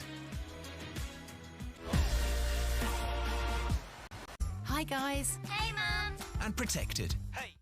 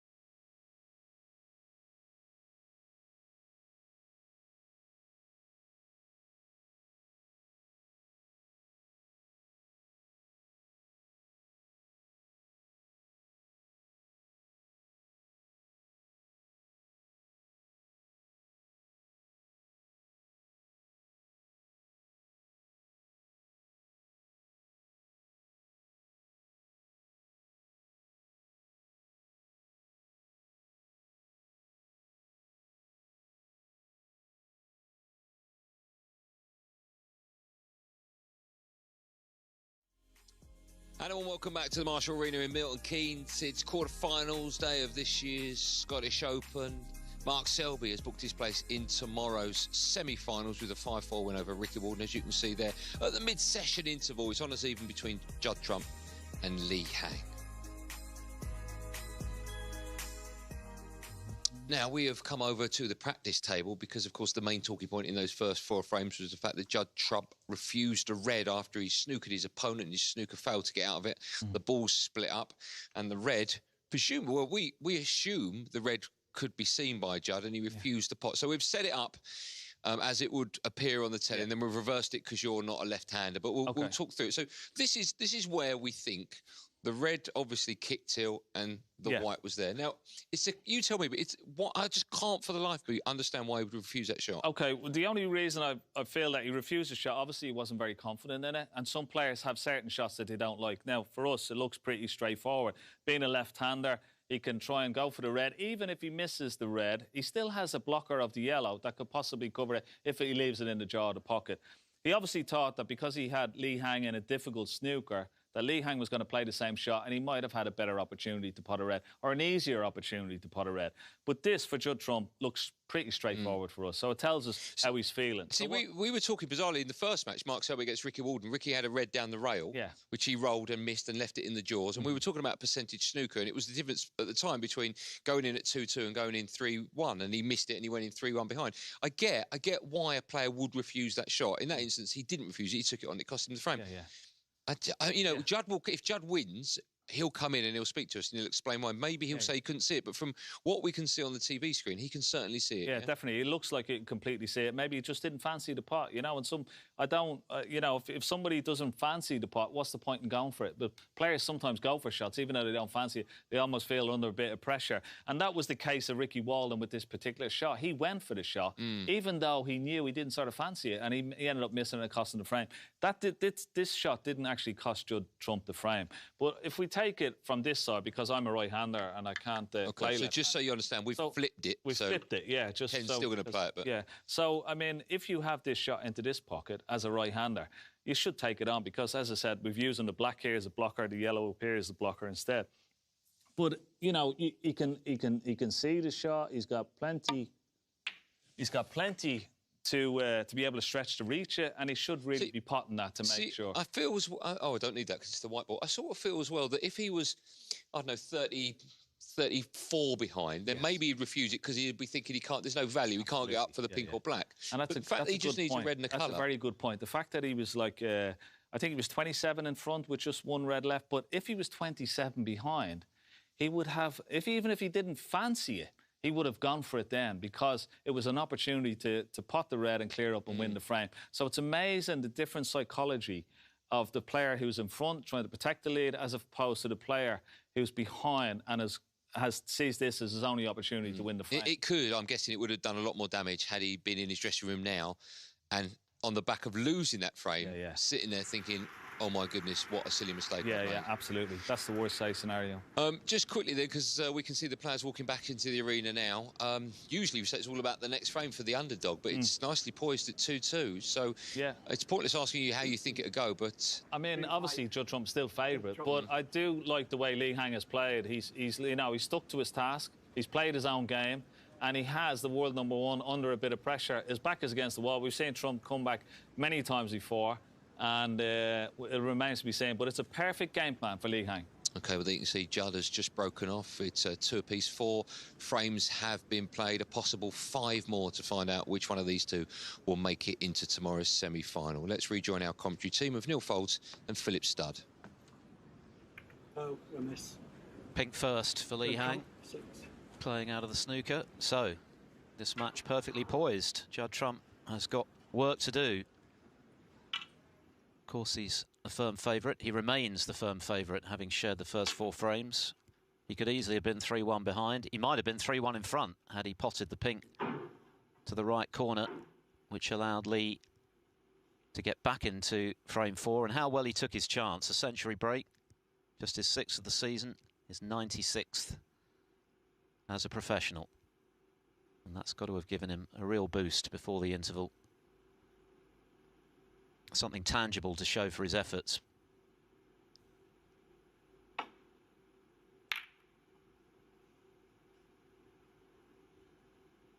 And the match undoubtedly has been played at Lee's pace so far. He's operating at nearly 28 seconds a shot. At one stage it was over 30, and Trump, who's normally under 18 seconds per shot, is around 24.5 today.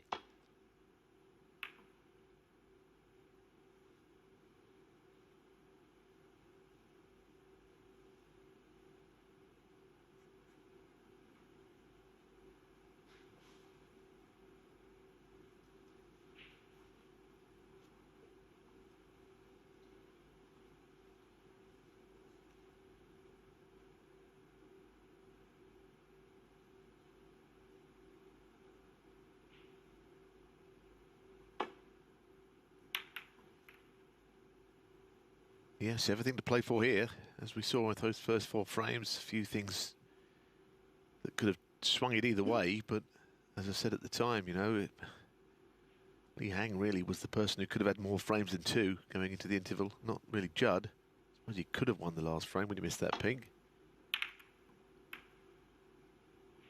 But this is where the match might change again. It's a pretty good safety shot.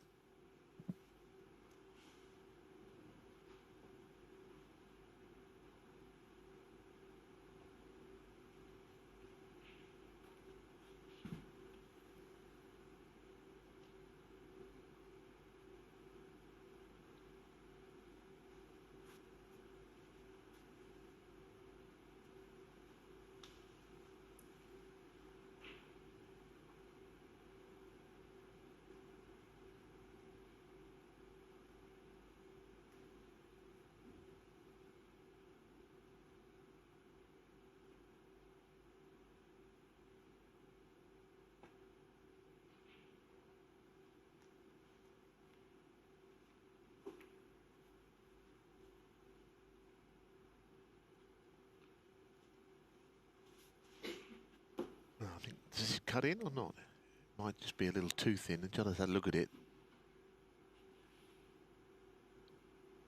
One of those you might be able to cut it in, but see it from a different angle. You play it with a lot of pace, perhaps.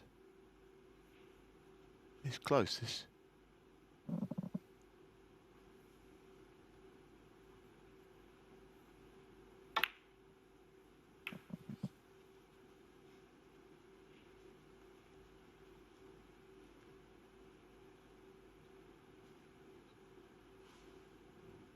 Coming up this evening, of course, our third quarter-final of the day on table 1. Ronnie O'Sullivan up against Ding Junhui, a repeat of the Northern Ireland Open quarter-final, only the second last date appearance that Ding has made in the Home Nation Series. He lost on that occasion, of course, from 2-0 up, 5-2, before O'Sullivan went on to lose to Trump in the final for the 3rd year in a row. And the winner of that plays the winner of this in the last 4 tomorrow. On table 2, it'll be Kyron Wilson against Mark Selby, already safely through, of course, to the semis after his 5-4 win over Ricky Walden earlier.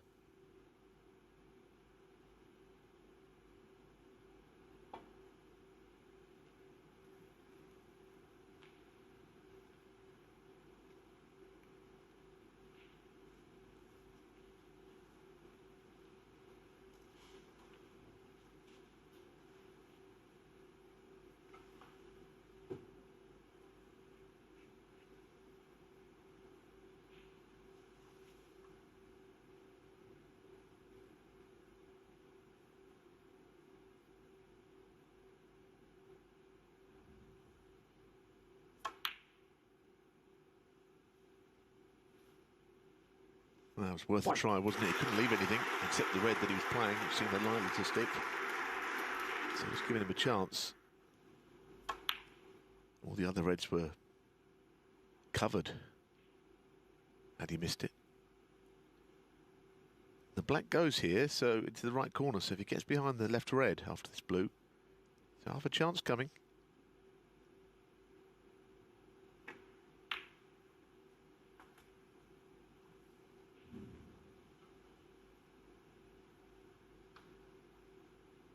Six.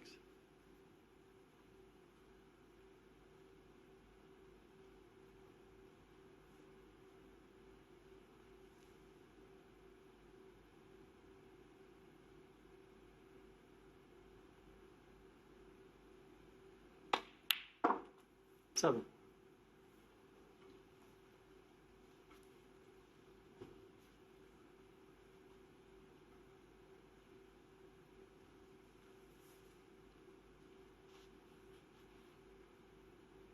Be nice if you could get the 2 reds to the left of the black in play. As you can see, they're just the other side of the black from there. Bring the black into play into both corners.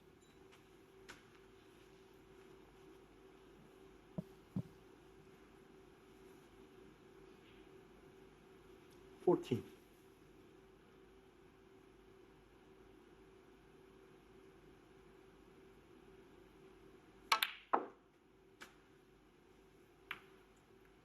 $15.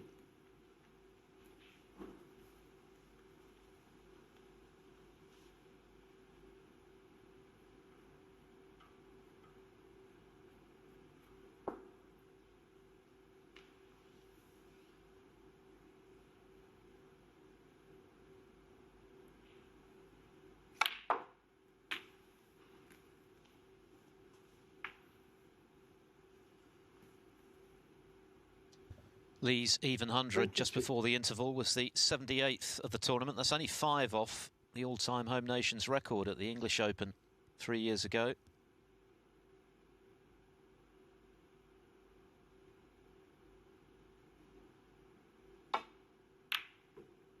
So every chance, you would think, Behind 20. of a new record come the end of this tournament, with a couple of rounds still to go and a couple of quarter-finals still to come.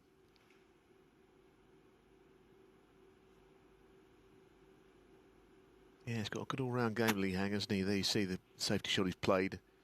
Again, making Judd think quite a bit about what he's going to have to do here. Might be a thin edge of that left red if he's playing it. Down the bottom. Oh, very thin.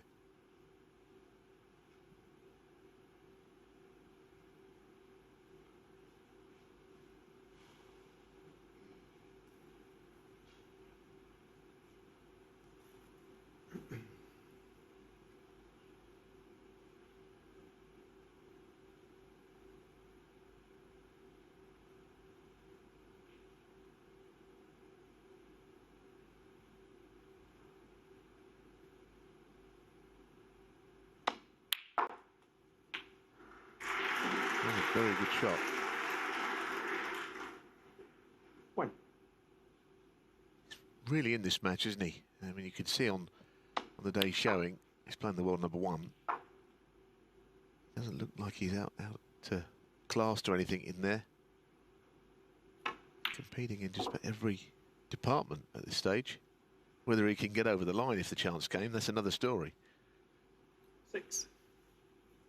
Well, he's been very adept at doing that thus far. Remember, he was 2 down with 3 to play against the Masters champion Stuart Bingham last evening and came through. 2 of his other rounds, he was within a frame of defeat, coming from behind to win a decider, so he's shown plenty of mettle to get this far.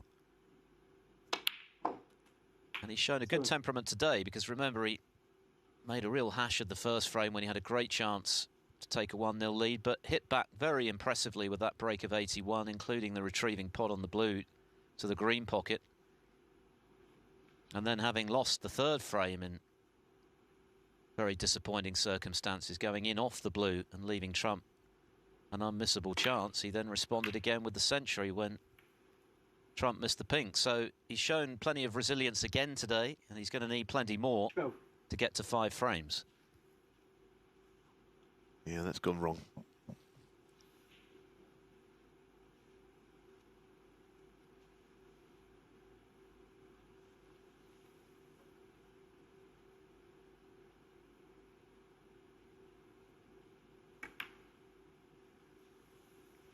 Lee Hang, 12. Keeping Judd under that bolt cushion, though. I just wonder if he'll have a go at this right-hand red. I don't think there are many other options here. Doesn't want to leave it there. It's difficult.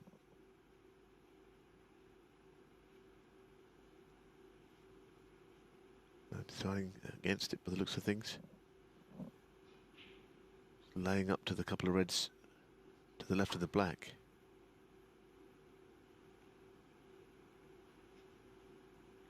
keeping things tight.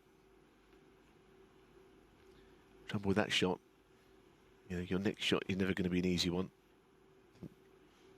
Mark Selby demonstrated that with Andy in the studio, that you roll up to a ball and of course your next shot, you're sure to be a distance away from it.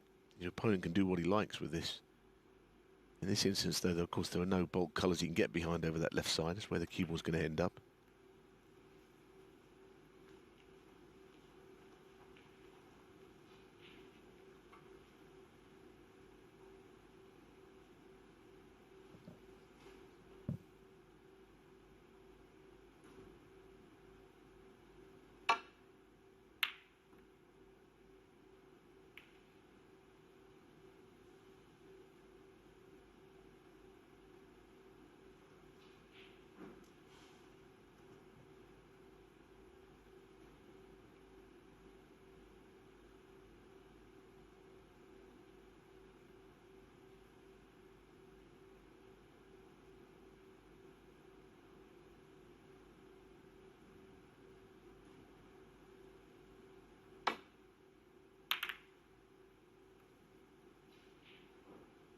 What he's done there is he has opened some reds up, which, given he's a few points in front, probably favours the man he's playing.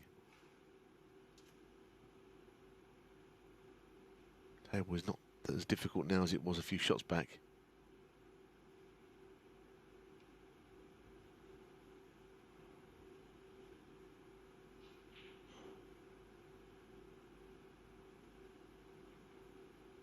Not sure if I can see any of the red to the left of the black, one that's closest to it. It would be a good red to play, to free the black, which of course again is what he wants to do. Yeah, that's what he's done. Now it's a very open frame, and that 28-point lead of Lee Hangs doesn't count for a lot if Trump is the next person to pot a ball.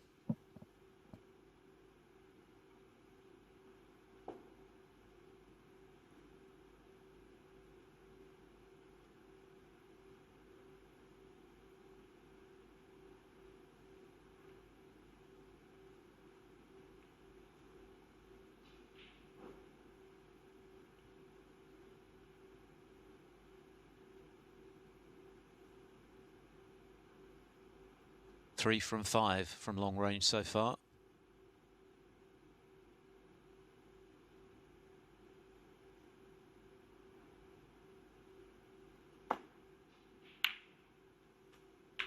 One.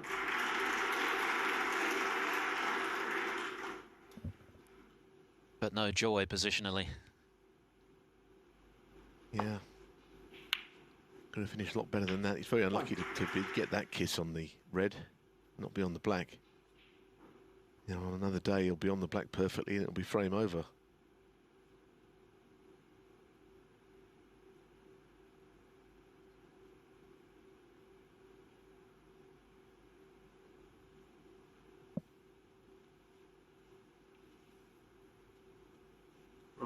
Rumble.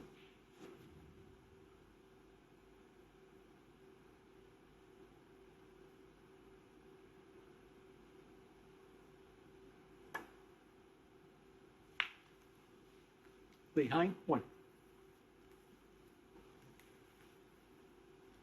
He doesn't like it very much. I don't think it's too bad.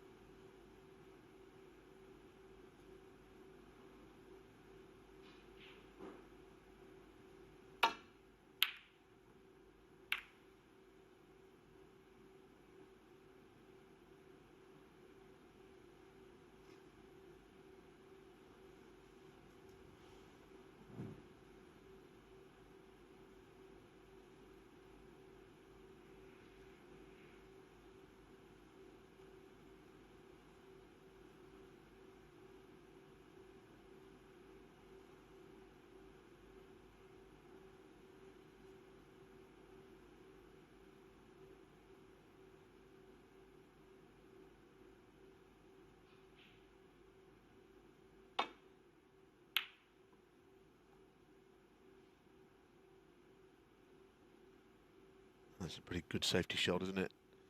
Covered a lot of reds behind the green. Don't know if he can get to the left red either. It's near the cushion anyway, so the double kiss would be on for the up and down safety. So he's not got a lot of things that he can do here.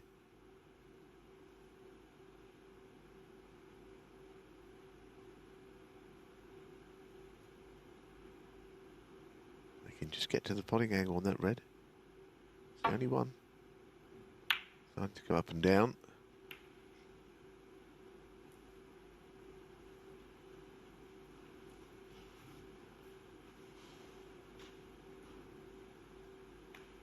Judd is being tested in this match a lot by Li Hang, who's playing well.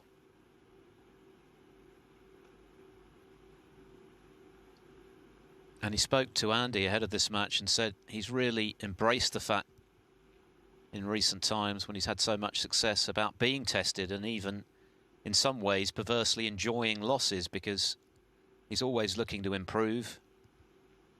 And arguably you learn more from a defeat than you do a victory. Mind you, he hasn't had too many, has he? Defeats in the last couple of years, but he has been tested on a number of occasions, and more often than not, much more often than not, he's come through.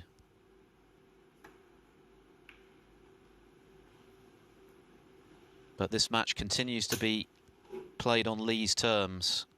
Quite lengthy frames, not much rhythm for Judd Trump.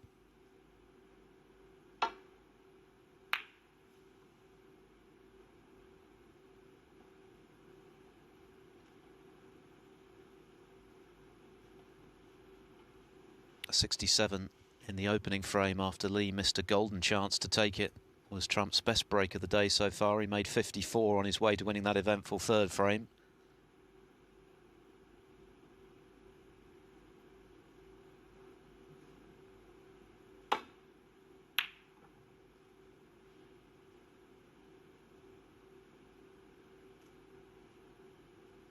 But what he is doing, he's drying up the opportunities that Trump is getting, isn't he, Li Hang? That's what he's doing very well. Now he's making him think, he's not giving him shots to go at every now and then. He's keeping it extremely tight. And that's hard to do against Trump. He's such a dangerous player.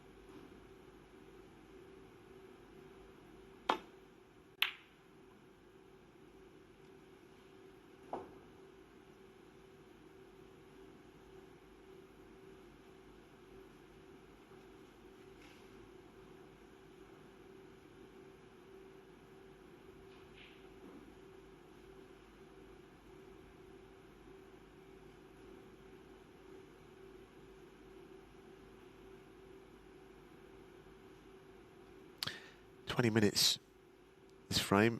It's been highly tactical.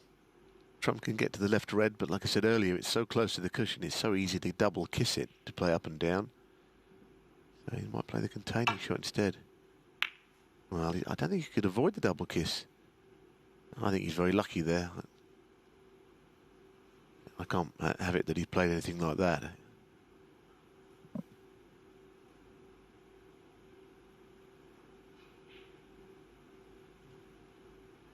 It was, when the red is so close to the cushion, it's so difficult not to get the double kiss. And he got the double kiss. Oh, he's good, but not that good, in my opinion.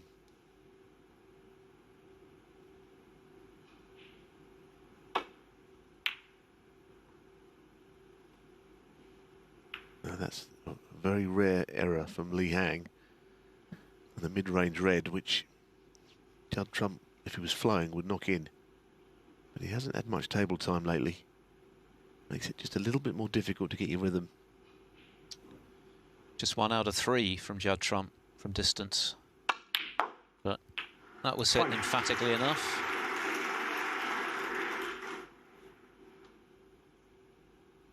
definitely didn't play on the blue because he's only just looked to see if it went.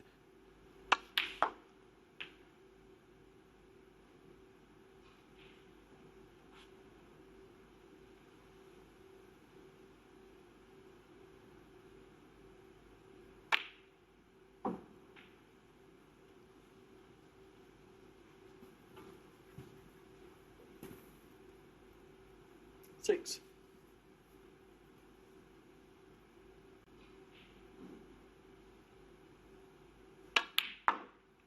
Seven.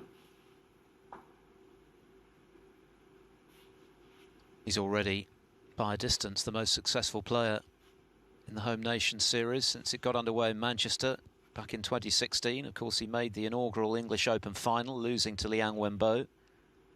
But since then, he's won 3 Northern Ireland Open titles. And, of course, he's added the English Open this season.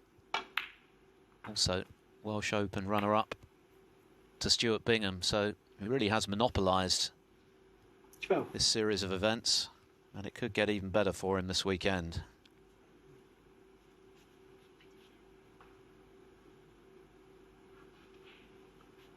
Well, he decided to play that cannon, and he's actually on the other red, which is handy. Something of a bonus, I think. 13.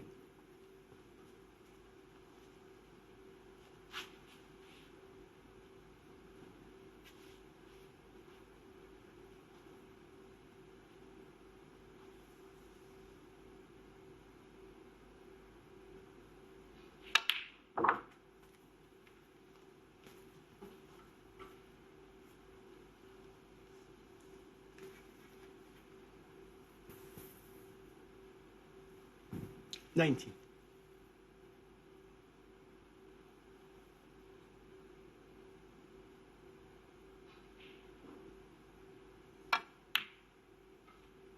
$20.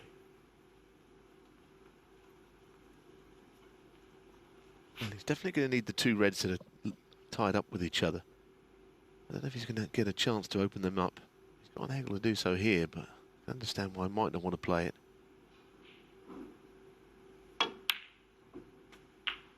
But that moment will come.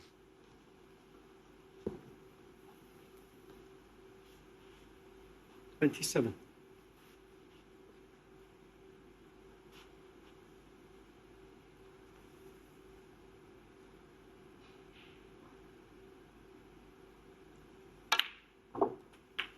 $28. Like to have been a bit straighter on the black, I think. Might have to go the long way round. He can't hold. Well, he's done well.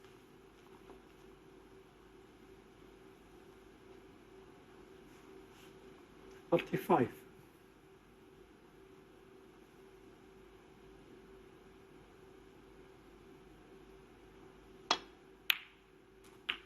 $36.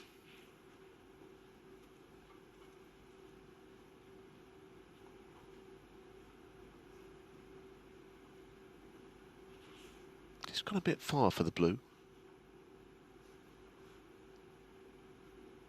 If the front red wasn't there, he might have played the blue into the 2 reds. Of course, he can't do it.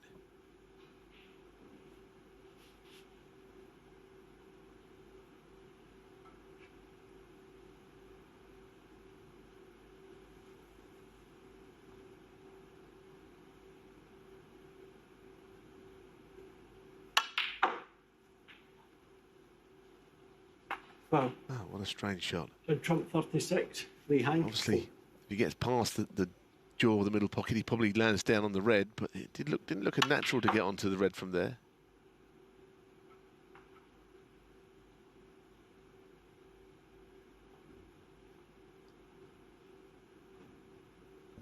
Another frame very much in the balance. 7 points between them, 51 on. Beg your pardon, 3 points. Now that Trump's given away that foul.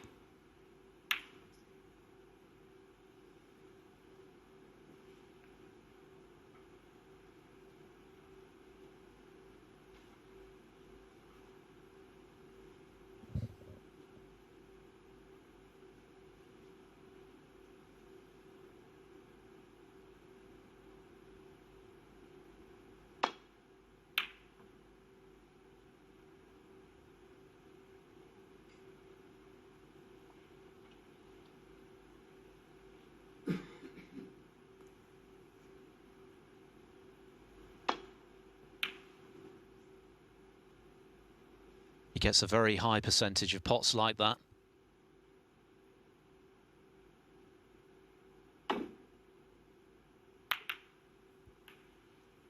Well, the double kiss, but it could have been a whole lot worse for Lee. Yeah, I guess this frame is going to be determined as to what happens with those two reds, isn't it? Even if had he left it, I suppose Trump could have won the frame with moving the two reds, but until that happens, then nothing else really matters.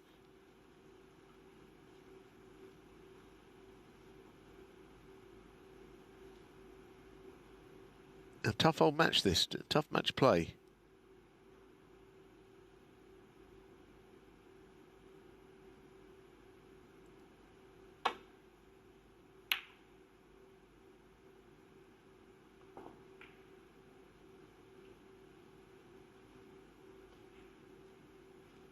Well, he'll probably have a dart at this if he can see enough.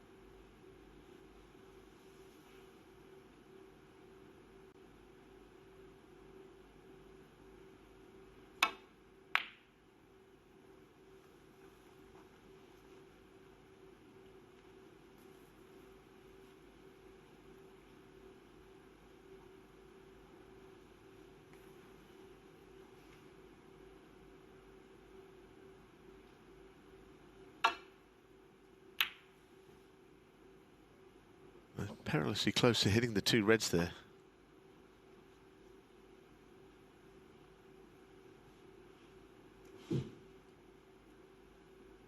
Very much in the balances frame.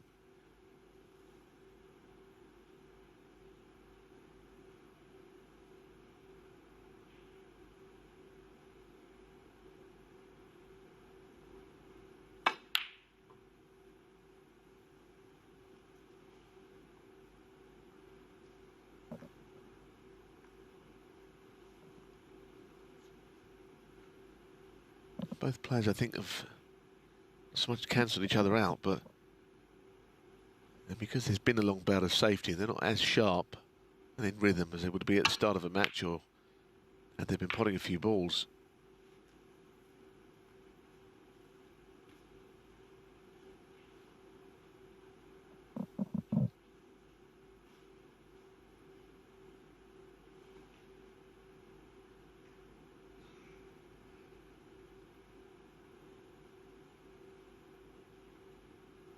Trump would love to have changed the tempo of this match on the other side of the mid-session interval, got in early, made a big break, but it's just not worked out that way. Lee Hang has played some very good safety. He's competing in all departments today. He's making life difficult for Trump, and that's precisely what he has to do if he's to win this match. Play to his own strengths, not worry about what Judd Trump would like to do.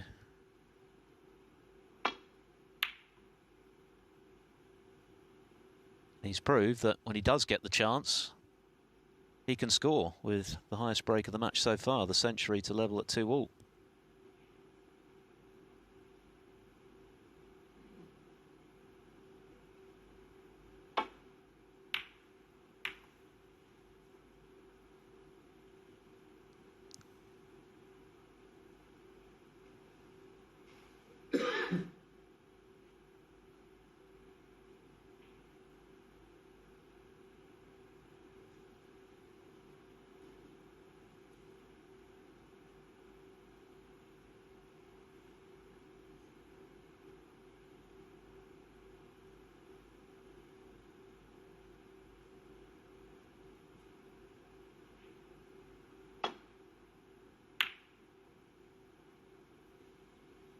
It's one of those. There's always a chance that if he missed that red, it was going to disturb the couple of reds that are locked up.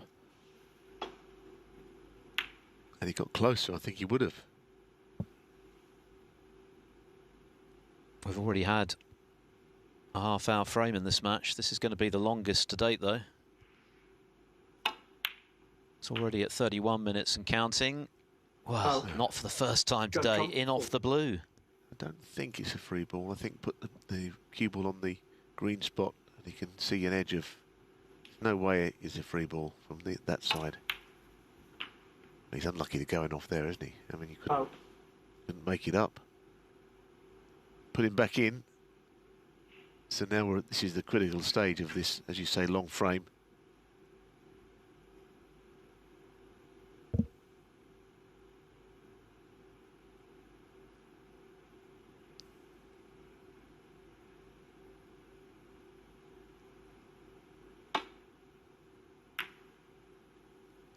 Very good shot, though. He really is competing in all departments right now, Lee Hang. And the question, he could get this match won, you know. He's ahead on the pot success, shade over 90 to Trump's 87. And not far behind on the safety either.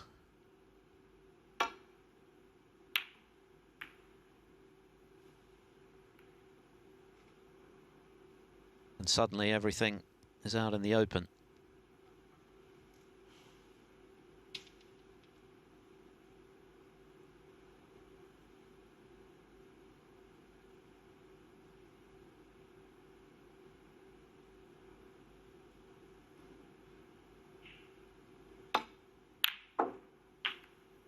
One. Well, what a chance he's got now.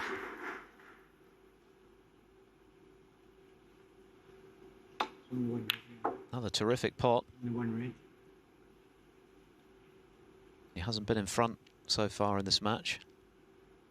And there's confirmation. We're into the longest frame so far. But what a big one now for Lee, if he can get his nose in front, crank up the pressure on the world number one.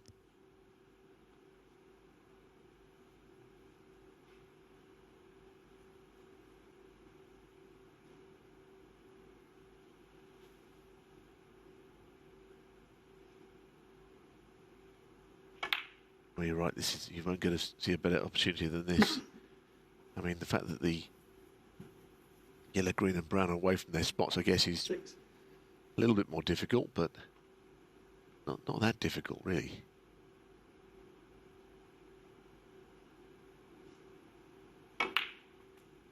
Seven.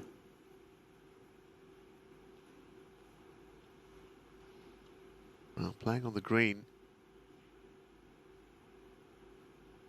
If that was what he decided was the shot, I'm assuming that the yellow would go into the green pocket when the green was respotted. Doesn't want to be looking too long and hard for things that could go wrong here. This is a great chance. He's very hesitant when it comes to the important shots at the end of frames.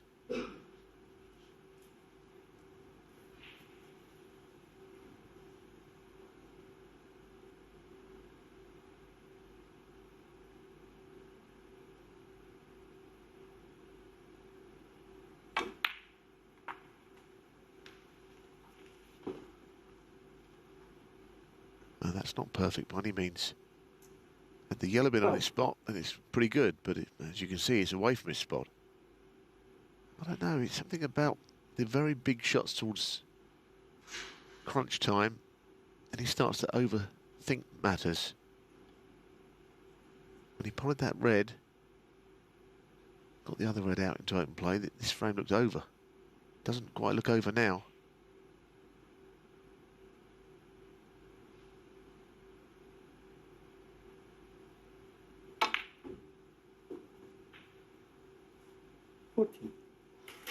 Well, but again, it's still pretty tough here.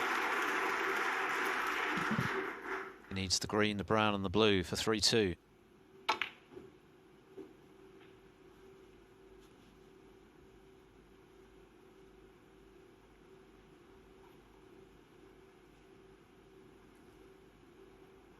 Very rare that you'd see Judd Trump at 25 seconds a shot, but Lee Hang has made it a battle. Oh, but he's missed the green. Has he left the green? I absolutely staggered. It never went in, to be honest. I thought he got close to it. And he can't hardly look. Is there a gap between? Oh, goodness me. Well, he did start to ponder over shots too much, I think. He had to just get down and win the frame. And he looked for things to go wrong, and he found something.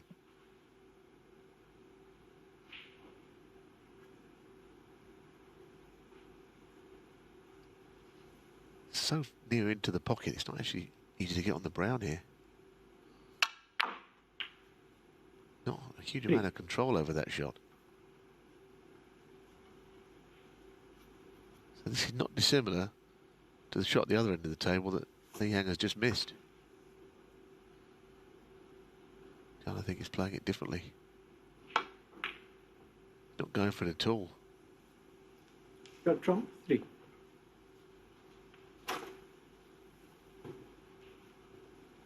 Refused a few today, Judd Trump, hasn't he?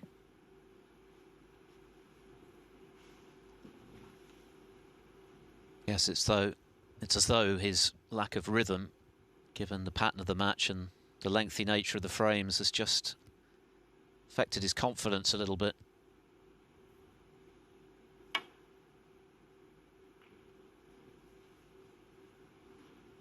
Oh, great shot. Some good eyes.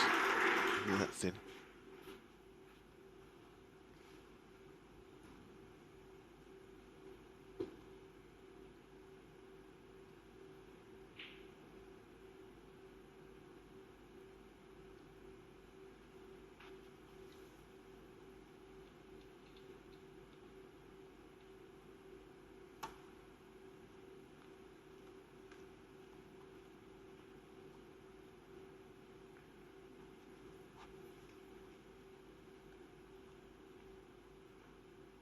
I was surprised that he played that dropping up to the brown. Kind of trusting the table to play that shot. Seemed to run fairly true.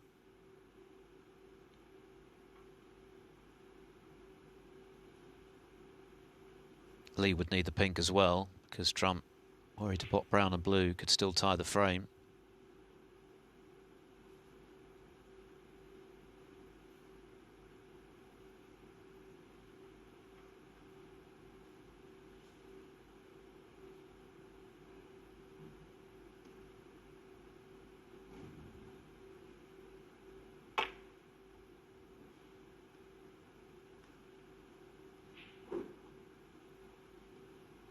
Oh, again, there's a gap.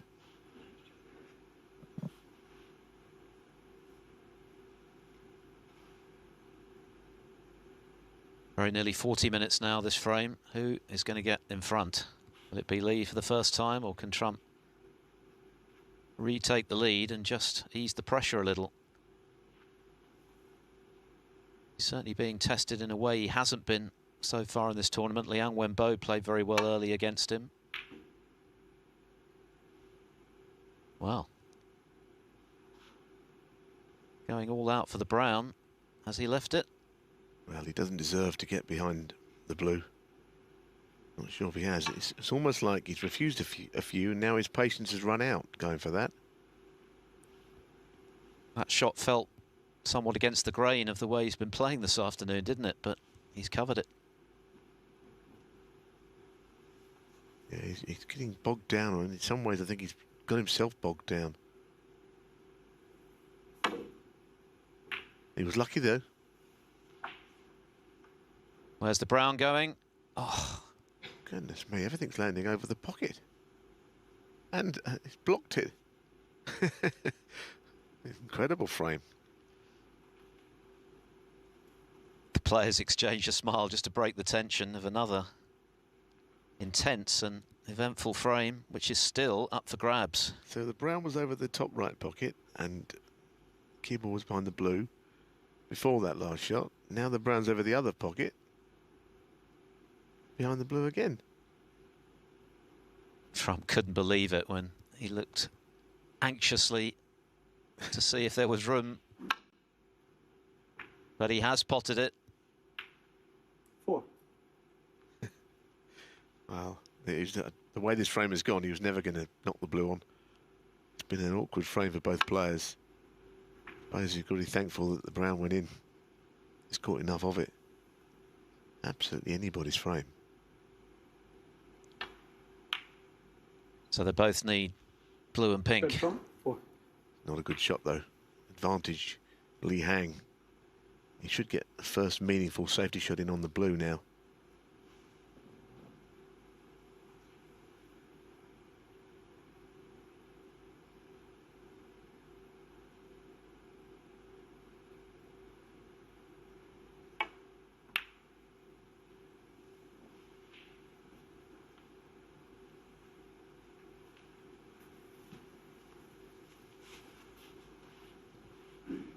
We're only an hour away from the scheduled restart this evening in our third quarter-final between Ronnie O'Sullivan and Ding Junhui. Could still be a long way to go in this one yet.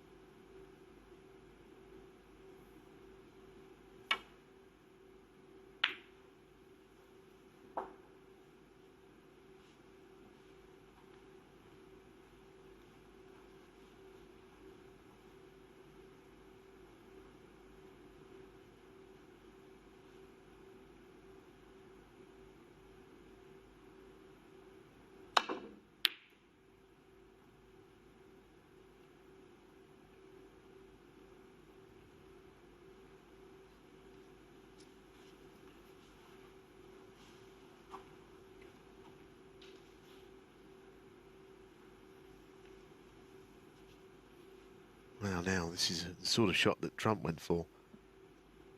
Just seen Lee Hang have a look to the potting angle. It's thin.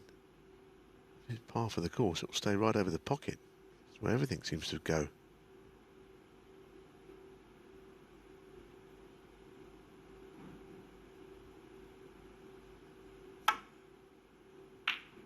No, not this time.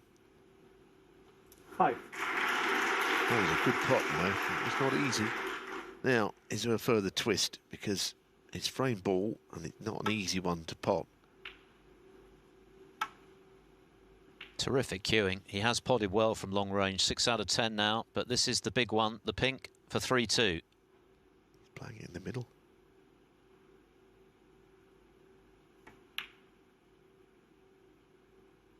And in it goes. Well, what a battle royale that proved to be. Very nearly 45 minutes, but it's Lee Hang, the big underdog at the outset, who's won it.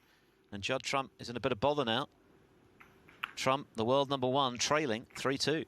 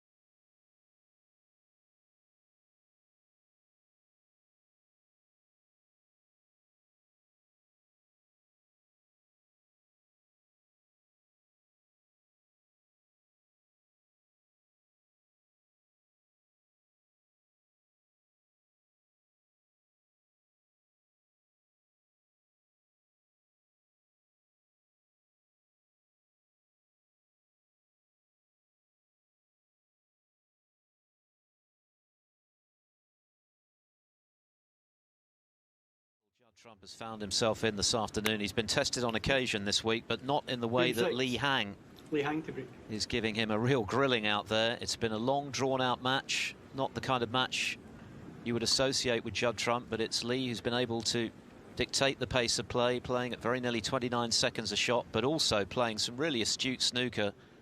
His safety has been excellent. He's matched Trump in that department. He's made the bigger breaks, 81 and 100. And he managed to outlast Trump just now with that 45-minute frame that he eventually took with the excellent long pot to put Trump under pressure. But having done that, he's given Trump an early chance off the break. Exactly what he didn't want to do after investing so much in getting 3-2 in front.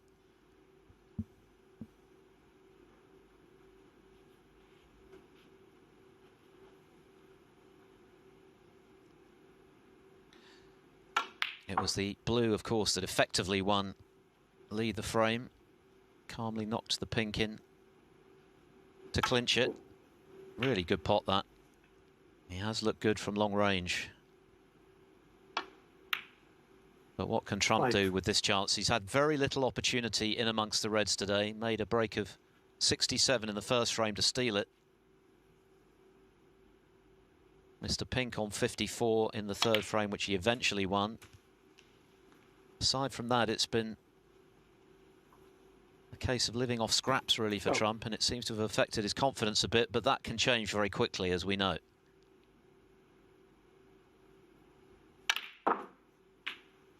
Oh, that's worked out well. You couldn't know you're going to be on the pink. You're open to three high-value colours. If anything, a little bit of left-hand side he had on, which was kind of reverse check, got him on the pink ball.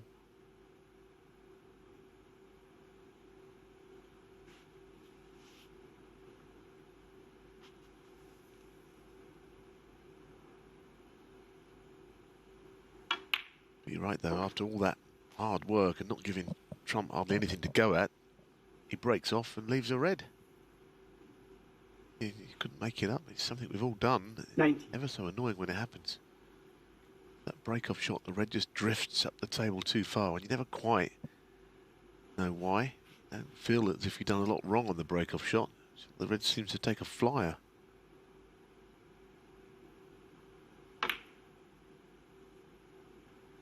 Good recovery there.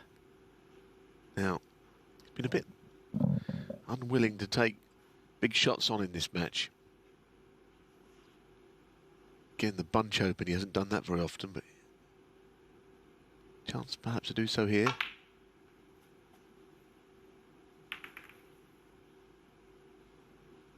There you go. 23. I think the right-hand red, he might be able to see enough of it to pot it.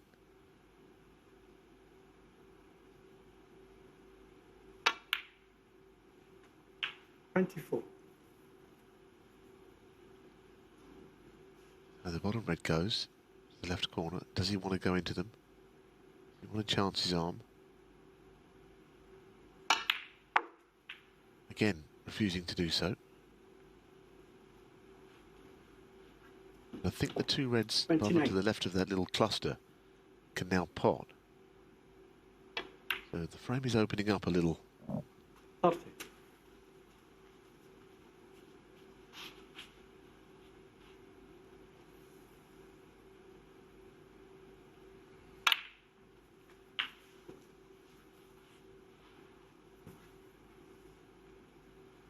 Seven.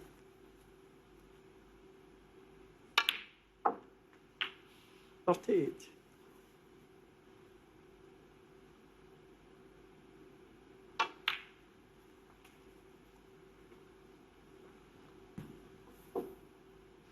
43.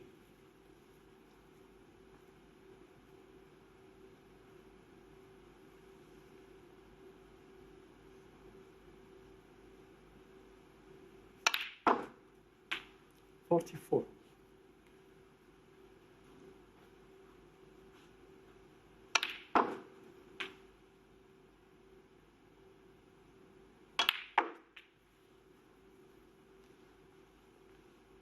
'Li Hang 3-2 in front. For how long? 49.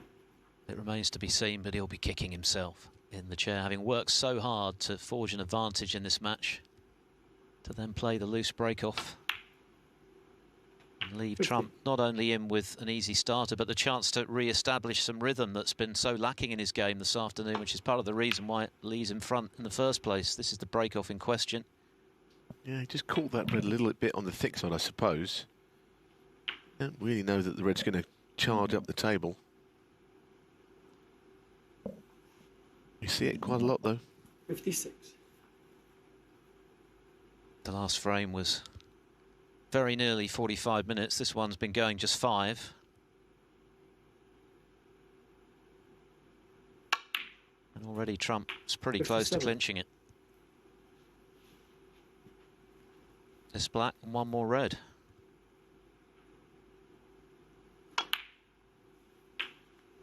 Yes, good comeback, isn't it, after that frame where he got quite bogged down. 64. I know the chance came, but he hasn't half taken it well. The story of Trump over the last couple of years. 65. Situations like this where things are getting a little sticky. Finds something, he's got an extra gear. And you wouldn't have thought that he'd struggle for rhythm with the way he's taken these.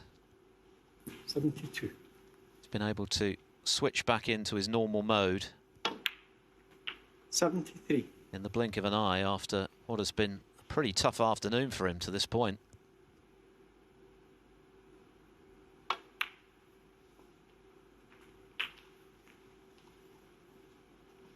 But he is so tough now, mentally. He was making that point last night again after beating Mark Williams, that he's so much more mentally resilient these days. If things are going against 81. him, he backs himself to find a way to come out of it as the winner. He enjoys the puzzle of working his way back in if he is behind, and he is struggling a bit. And he's been both of those things this afternoon. At times he's looked 89. uncharacteristically conservative with his shot selections, but there's been nothing conservative about this break. The usual flamboyance is back.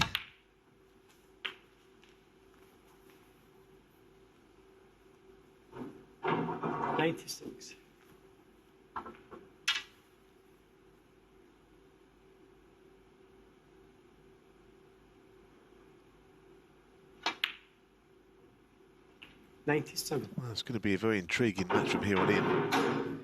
Trump about to complete the century. His 41st of the season to match Neil Robertson, who of course isn't playing in this event. It's been tit for tat throughout this campaign between the pair of them. Miles ahead of anyone else in the century-making count this season. But that is a very timely return to top form for Judd Trump. He's had a tough afternoon, but it's level again here at 3-all.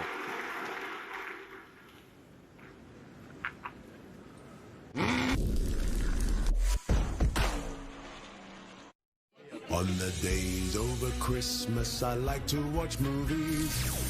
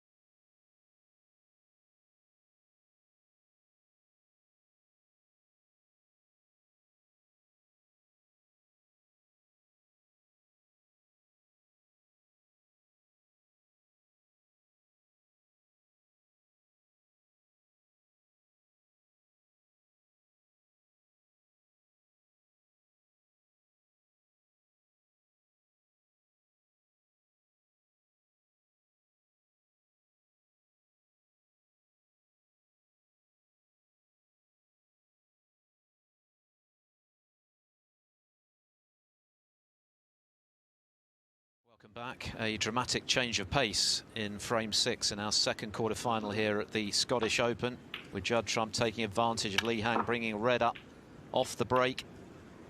And a century in barely 7 minutes after that 45-minute which went against him in frame 5. So this match is still anyone's, but Trump, crucially now, has found some momentum. Can he run with it? They both need to. The winner to play the Ronnie O'Sullivan or Ding Junhui in the semi-finals tomorrow. O'Sullivan and Ding are due to get underway in around about 45 minutes' time. Mark Selby, of course, having earlier beaten Ricky Walden in a really good match, 5-4. Kyron Wilson or Jamie Jones to play Selby tomorrow. And they'll be on table 2 at the same time as O'Sullivan and Ding are here on table 1. You can watch that on the Eurosport app as usual.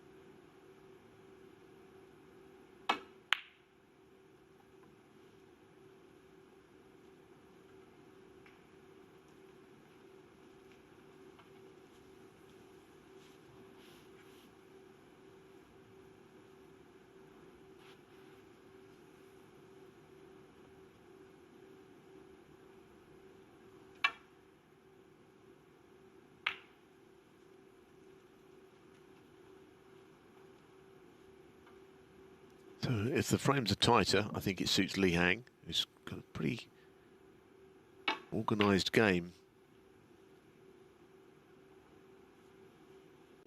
And of course, in an open frame, there's hardly anyone that could get anywhere near Judd Trump.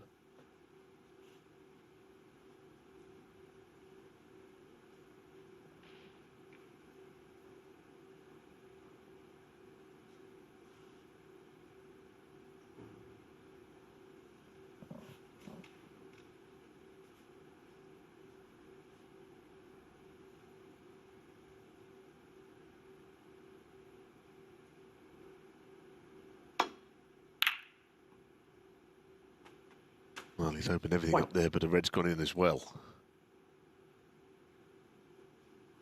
And there's an example, I think, of Judd trying to get the balls open, maybe play him in a scoring frame rather than a tight frame.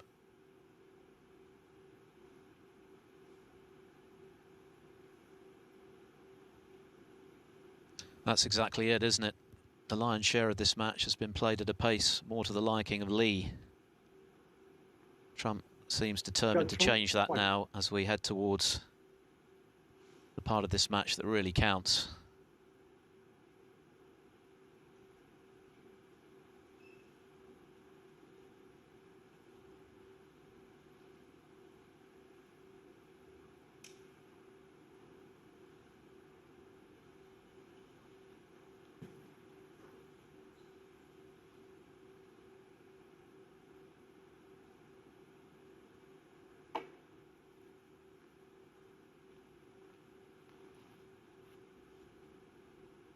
Foul and a miss.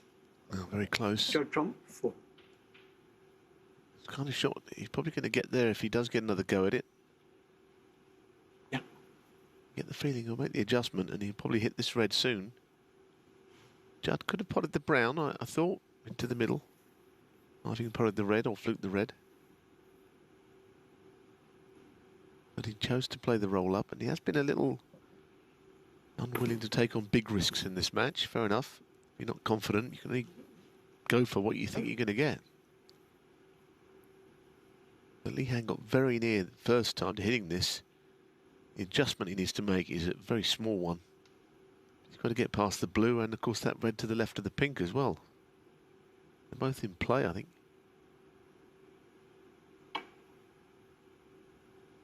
Good direction. Yeah, well done.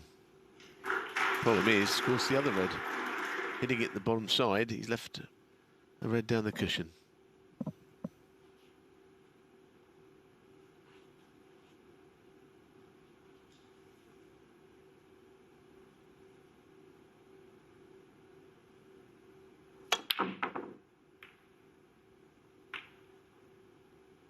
One. Are you kidding? Not another one.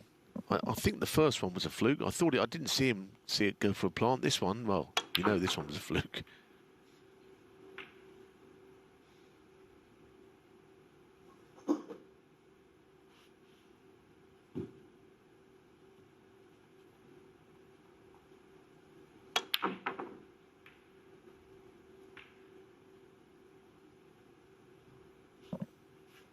Because Eddie Charlton, you know, he used to hate people getting flukes against him. He used to think that we should play nomination snooker. You should nominate your pocket on every shot.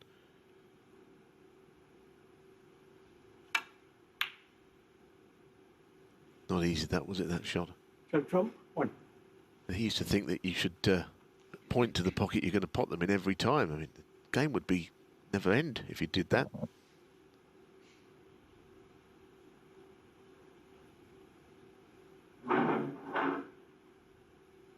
So the fluke not proving to be expensive for Li Han, who's still very much in this match.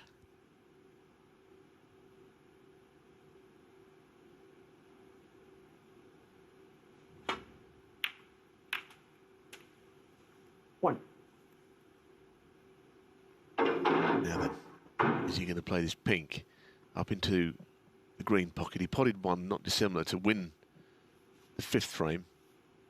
But of course, if he misses it, if he played that one in the middle, he could play this one in the middle, but down the bottom, there's a lot at stake if it doesn't go in.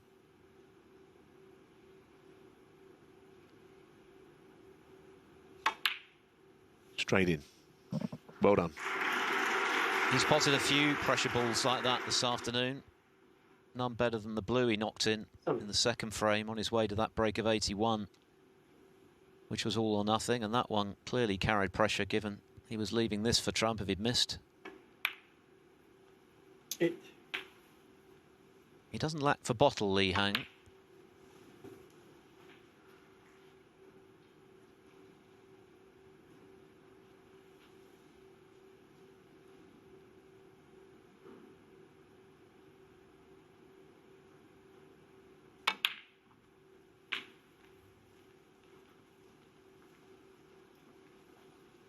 The last three times they've played, he's been dismissed with some comfort by Trump. 13 frames to 4 in the three most recent meetings, but this has been a very different affair.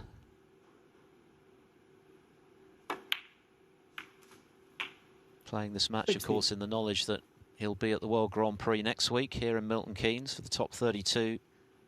Most consistent players in the ranking events so far this season. Not happy with that one, though. Far from happy. He kissed the red on the way through, didn't he? Yeah, of course, that event next week is a ranking event also. If you win your first match, you get the points. So you can really further your progression over the course of the season.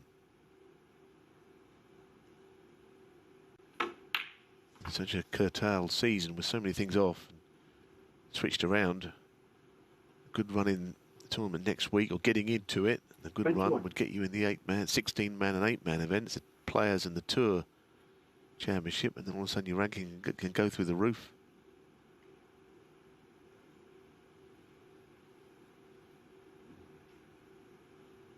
But for now, he's trying to win the Scottish Open, and he's doing a good job here.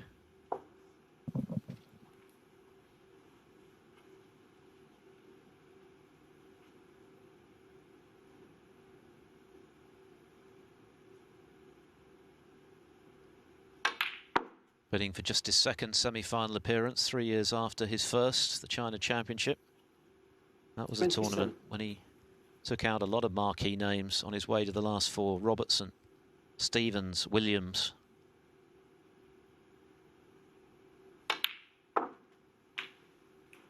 $28.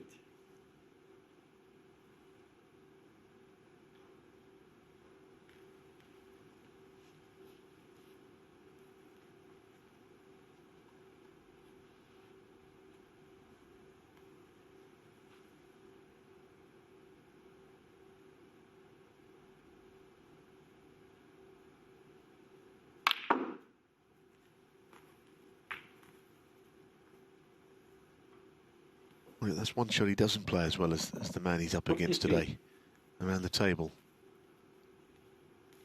This is now a quite difficult shot.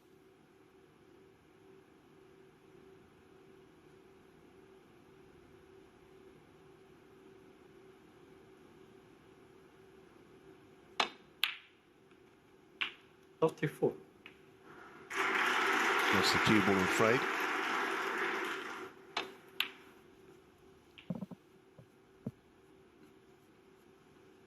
Pot success, dead level, 89.7% each. Perhaps surprisingly, Lee Hang has been more successful from distance than Trump today, who's only managed to pot 2 from 8 from long range. Lee at 7 out of 12.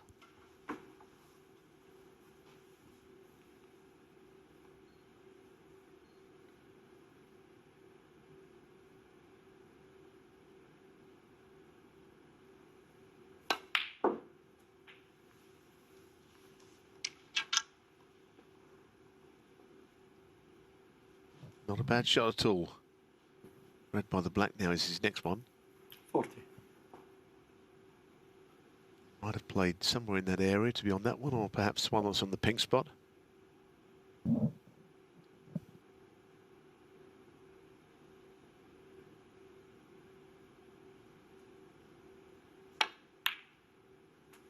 $41.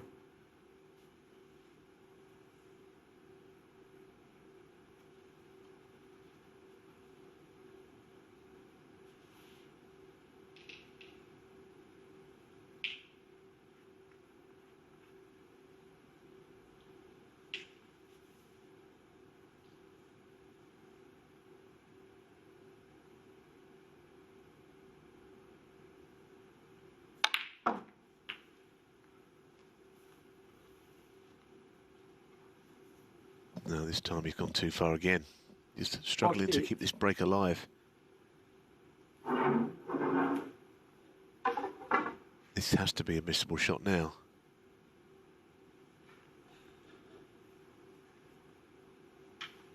I guess he feels that the 3 reds close to either cushion are kind of his insurance if things went wrong. Now he's looking at the possibility of the plant. Again, where the cue ball is, it can work in your favour. One of the two.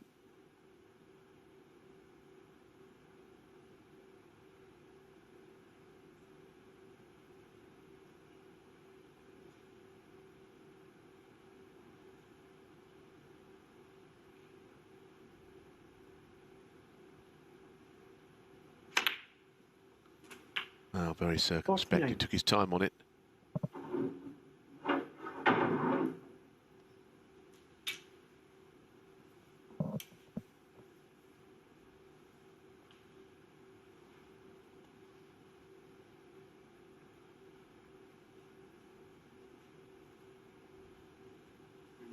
Bingo.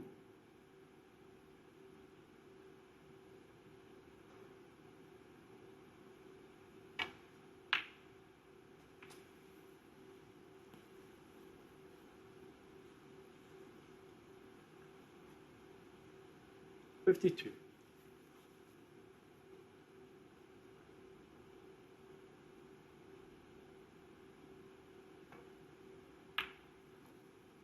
$53. 47 the lead, so a colour here and another red, and it looks as though Lee Hang's going 1 up with 2 to play.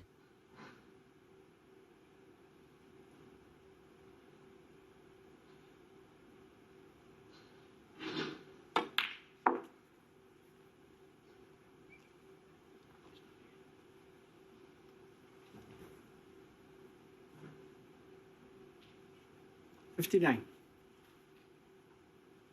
This red then, and Trump needs a snooker.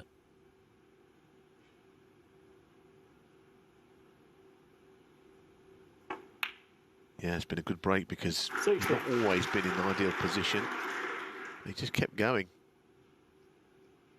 Now, I wonder if Judd will ever think about, does he look back on shots rolling up behind the green?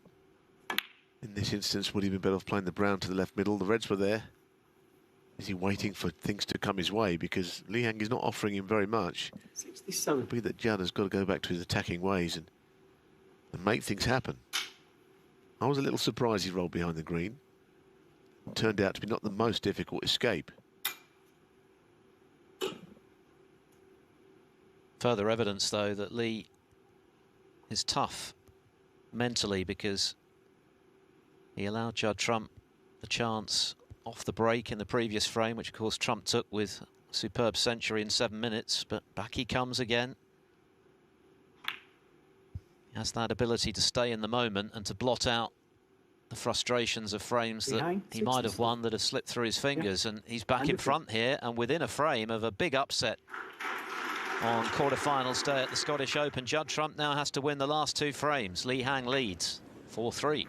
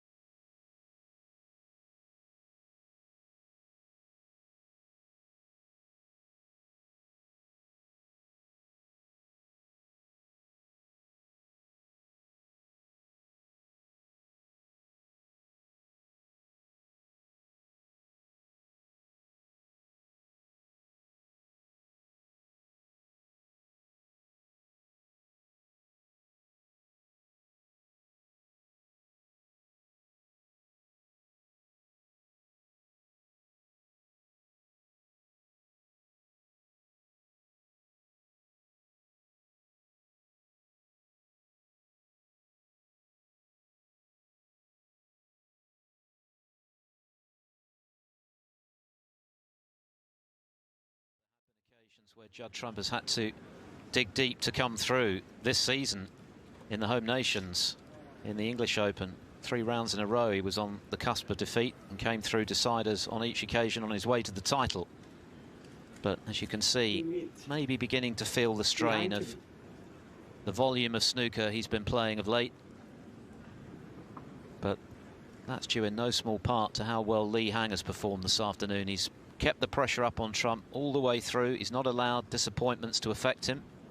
He's just got on with the job, and he's just put together another really good frame-winning break of 67 to move in front for the second time and to within 1 frame of a famous victory.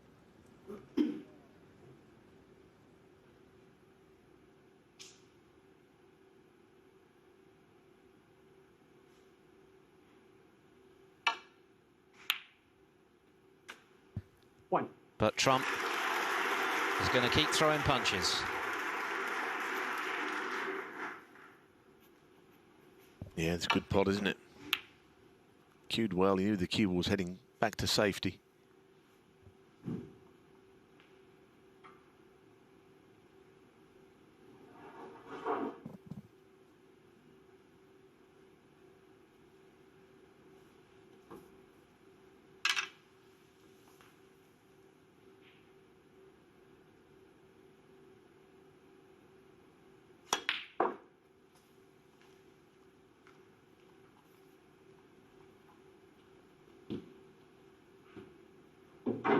Three. You know, the players have been playing a long time because they've not they've stopped putting the rest back where it used to go. They're all tuned up now, throwing it under the table in their own little rack area. At the beginning of all of these problems, they were just reaching for the rest under the table in the usual spot. 4. Yeah. I don't know if you got a kick there or what happened. You need a little soft cannon on the red above and to the right of the black ball here in potting the black. Shot that can go wrong.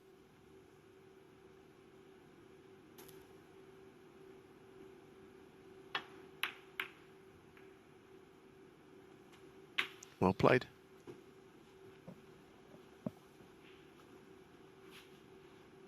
$11.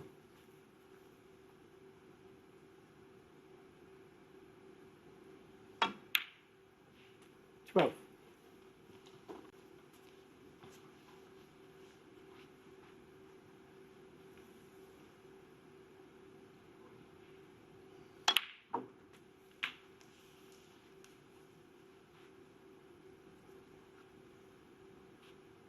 $19.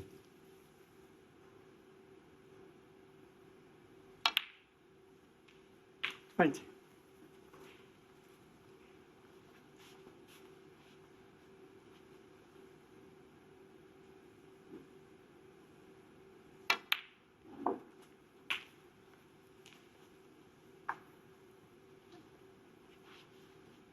$27.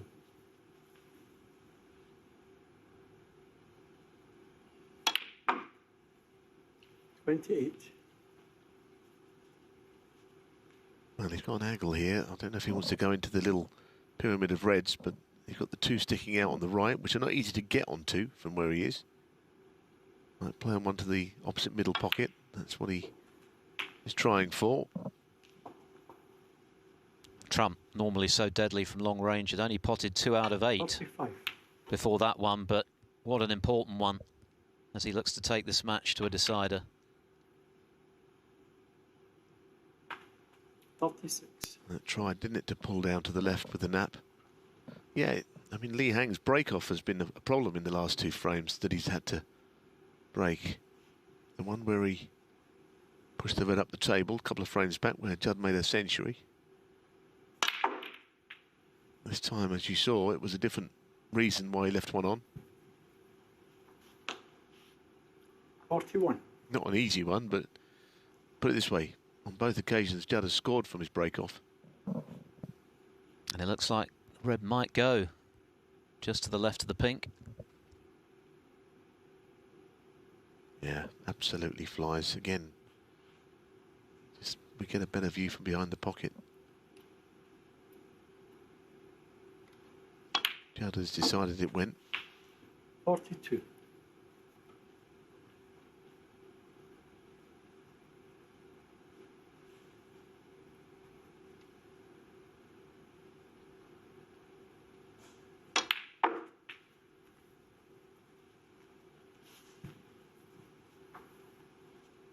$47.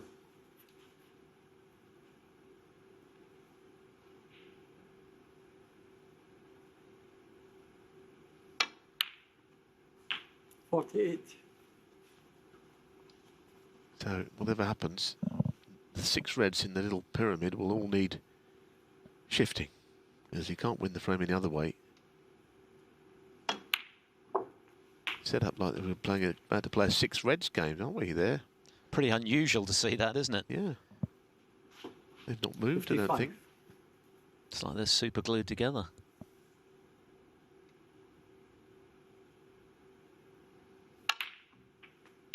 $56.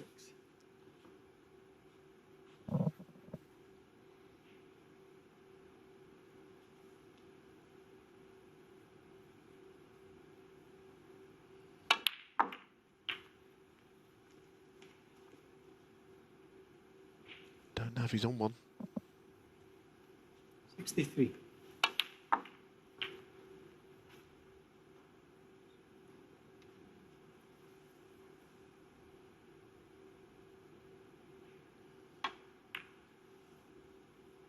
Judd Trump, 63. Quick fire break of 63, but still 75 available. Yes, and not very much safe. So Li Hang, should he get a chance, might fancy that he can get this match won. Judd is battling all the way.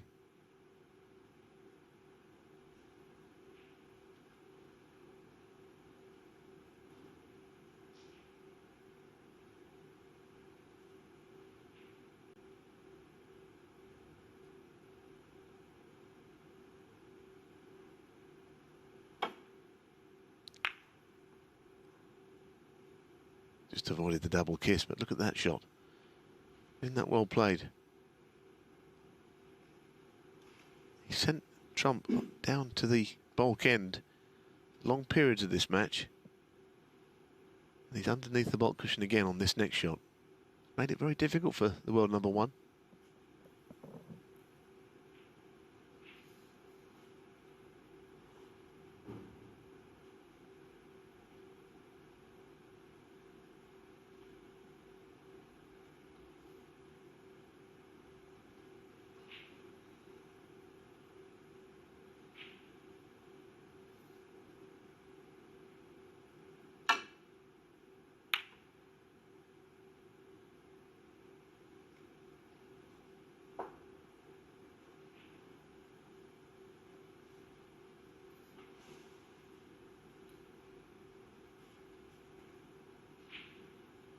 Yes, he's very proud of his home nation's record, Judd Trump. Remember, he's going for his third home nation's title this season out of 3, having come into this match off the back of a 24-match winning streak in best of 7s in home nations.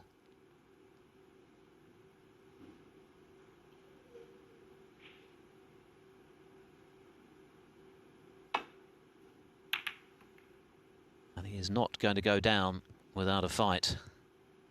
And of course he may yet prevail, and now Li Hang has left this red. We could well be going to the wire. Just the red and a highish value colour would do. One. Well, the highest value colour is not guaranteed here.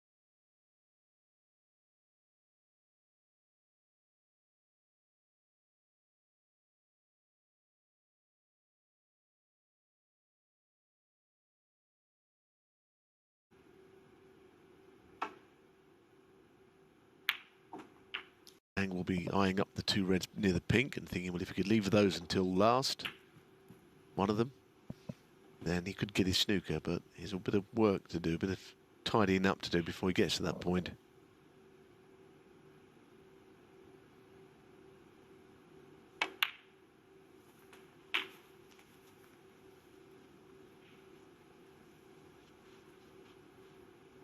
8.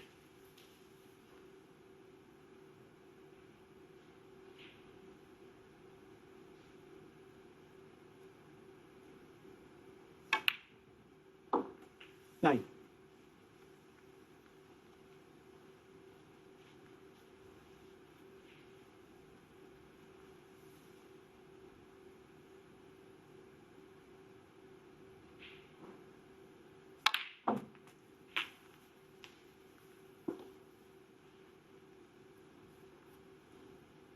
$16.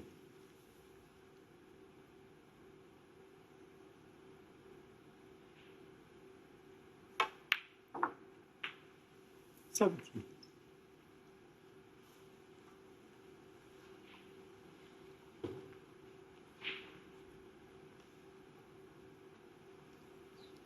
Lee needs a snooker, but clearly Trump will be troubled by that red behind the pink.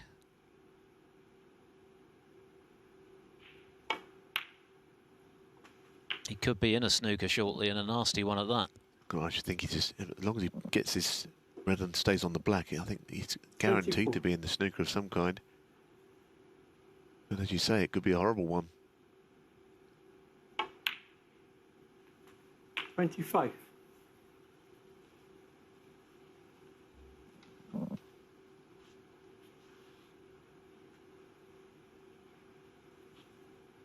No colour safe either for Trump, should he give away the penalty points. So can Lee Hang lay a fiendish snooker here and get himself right back in this frame, the frame he needs to knock out the world number 1? Well, the idea will be he doesn't want the red to go on a cushion. He needs it kind of somewhere in the middle of the table at the other end, somewhere in the D, somewhere near the yellow, green or brown, that kind of area. But not near a cushion, in open play, because they're harder to hit.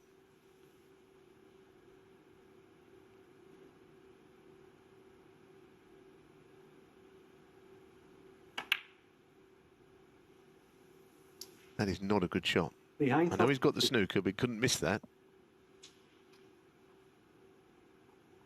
There is room to go around the back of the red, of course. But it could have been played better than it has.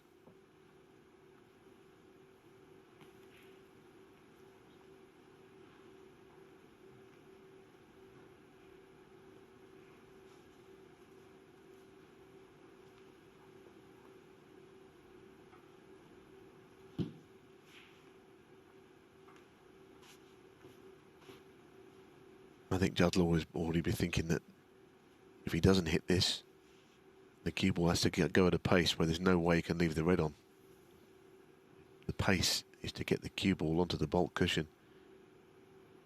No miss will be called. He's hit it anyway. So Lee Hang could have done better there, I guess.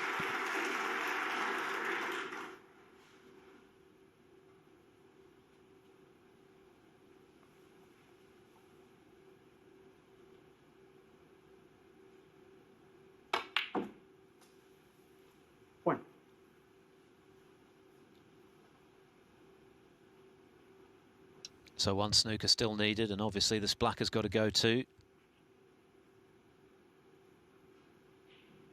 Coming up at the conclusion of this match, of course, and there won't be much of a turnaround. Ronnie O'Sullivan against Ding Junhui, and on table 2, Kyron Wilson and Jamie Jones.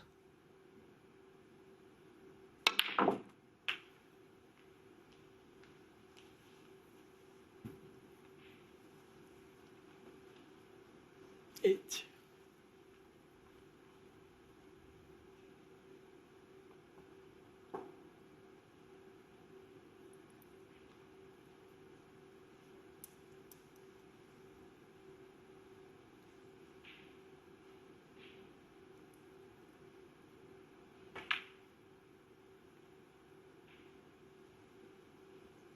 Behind 8. Now,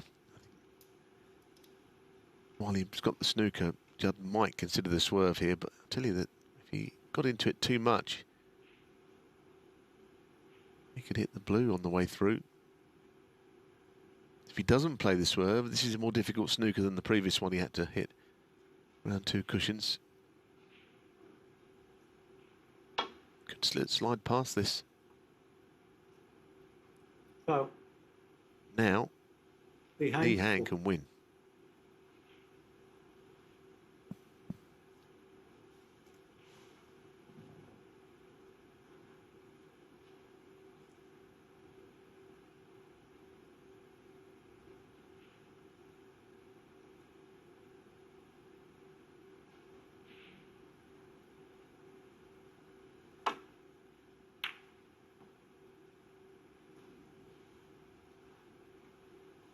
That's a poor shot. That's a very poor shot indeed. And all that hard work, and now Judd's got another shot to win the frame.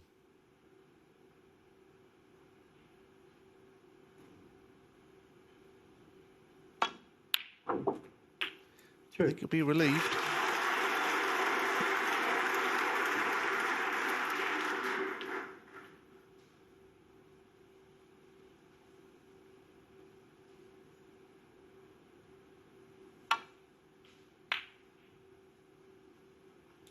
Judd Trump, 2.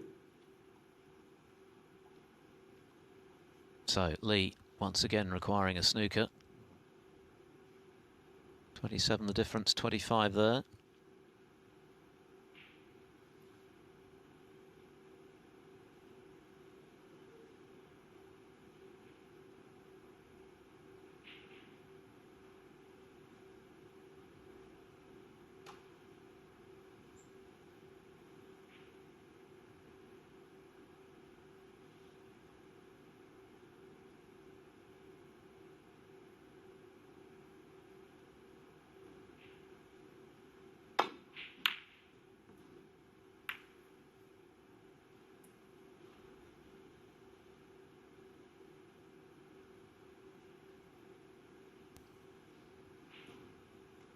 So if this goes in, surely we're going to a decider.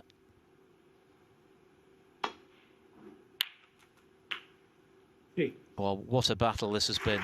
But once again, Judd Trump showing the fortitude that has won him 11 ranking titles in 2 years. 7. And Lee Hang concedes in his chair. So we're going to need a 9th and deciding frame to see who will be going through to the semi-finals to join Mark Selby. It's 4 apiece.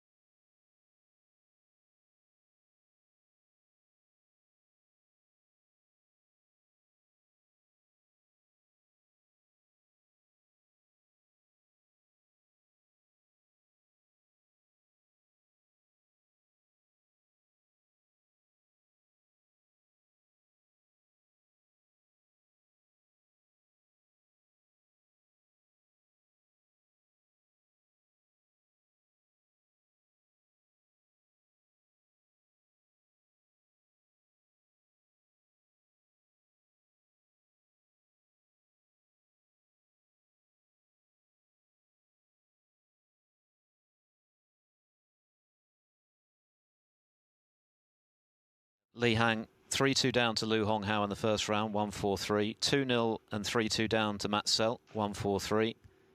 And 3-1 down to Stuart Bingham in the previous round, 1-4-3. Well, that has definitely opened the frame up. Yeah, terrific shot. It's one of the few really attacking shots that Judd has played. And he looks a little bamboozled at where the balls have landed. I don't think Judd can honestly say he's been unlucky, because he's had quite a few results tonight. A couple of flukes here or there, but this time I don't know if he's on a colour.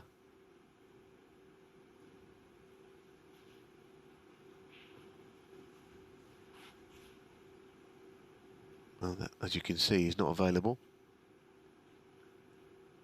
So now, if there's no pot up the other end of the table, he's going to have to find a good safety route, especially with the red up there.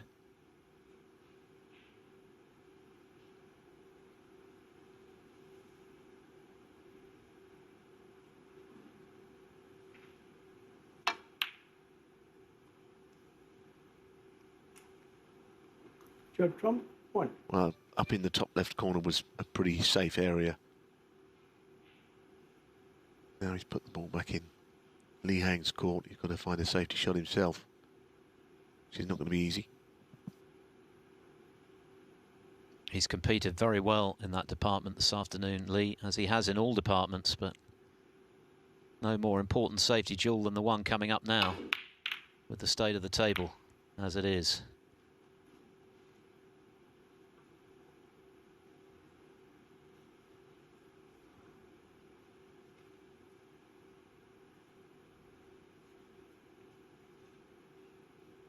Red to the left corner, or a safety shot which could take the cue ball down somewhere near the pink, that side of the table.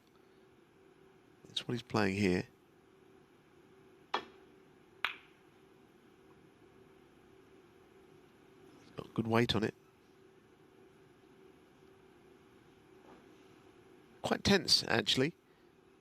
As I say, both players have really could not have put any more into this match to have got to this stage.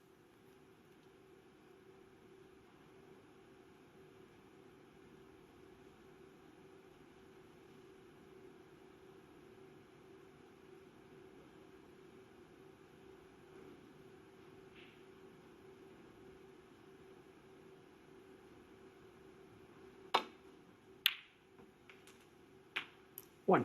Very good. Very good. He's knocked in some seriously good long balls today, Li Hang. None better than that one.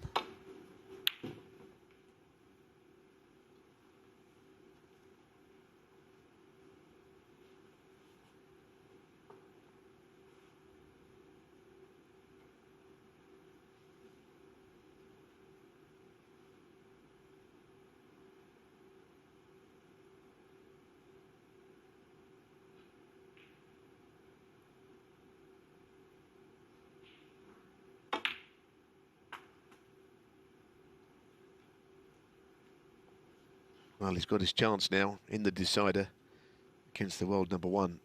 How many can he make? Just a couple of times towards the end of frames, he's faltered a little bit, overthinking situations. You can't let that happen here.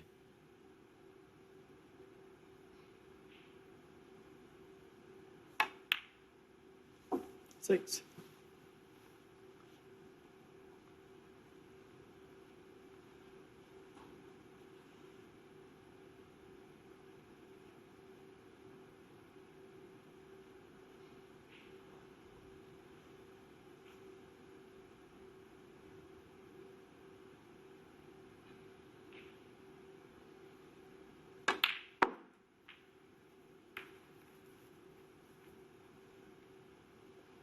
Now that's got the black in play, and the red to land on it. Perfectly, what a chance this is.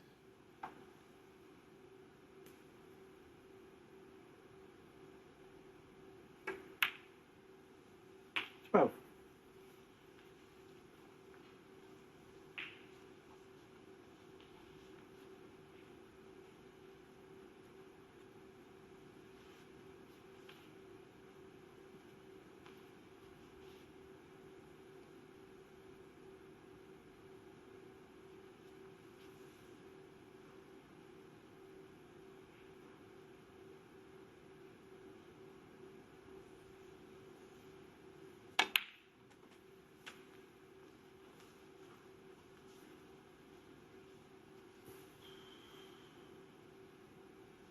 19.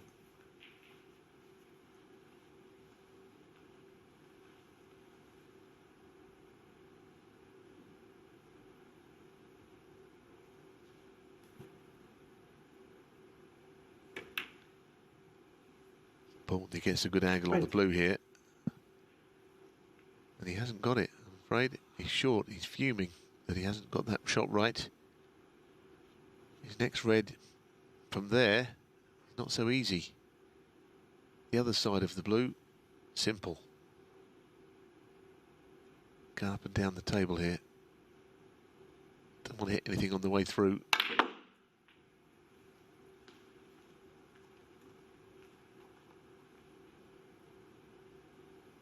No, that's the problem. Look where he's finished. 25. Horrible.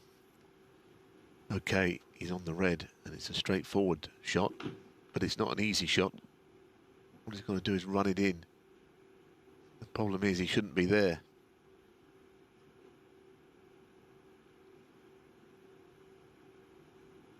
Where your mind can start playing tricks. You think this is the shot that could win me the match, and all of a sudden it becomes more difficult.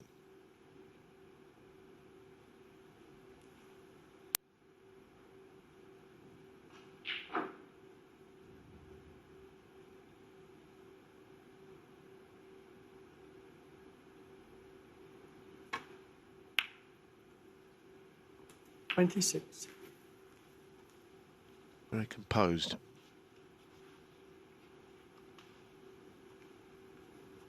There was plenty of pressure on that pot. Tough when you're queuing from the side rail.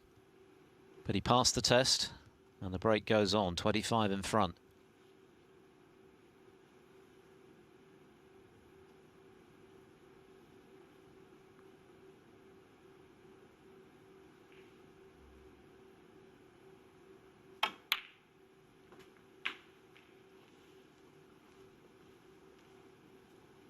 Kyron Wilson and Jamie Jones have just got underway on table 2, by the way. Of course, we're running a bit late. You can watch that match on the Eurosport app.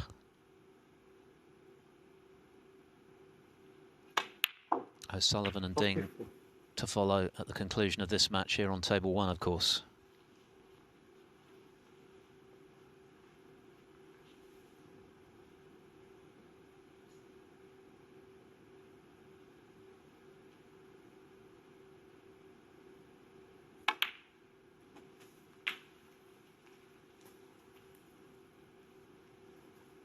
A little bit of a stretch on this next shot, I think. 41. Yeah, entirely comfortable, but should be okay.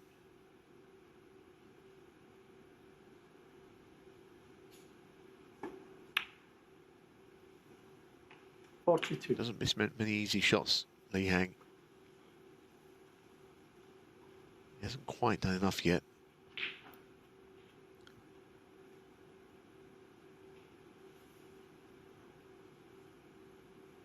To avoid the 2 reds below the black.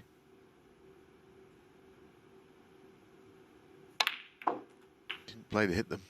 He really did not play to hit them. He didn't really need to get them out into play. 49. So I can just sense a bit of tension in there now, as we've seen already in this match, just to the point where matches are won and lost, frames are won and lost. Just a question of getting the right shot played at the right time. Now he's starting to think about what a good victory this would be.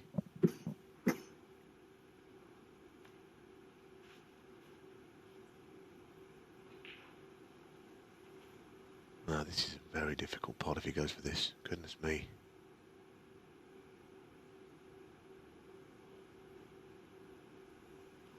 Can't believe he's going to play this. He doesn't really want that red moved.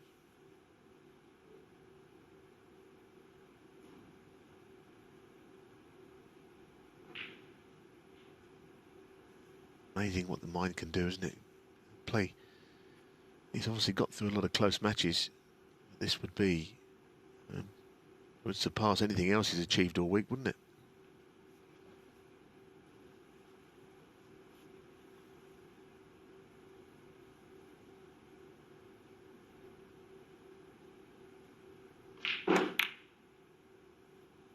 So in the end, Behind 49. deciding wisely, surely, to protect what he's got, which is a 48-point lead.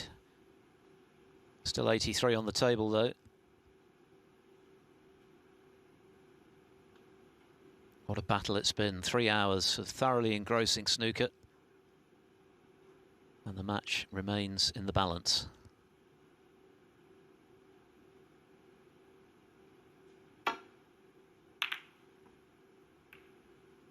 Good shot of Judd Trump's to get the black in place straight away. That's really a good safety shot that he's played there.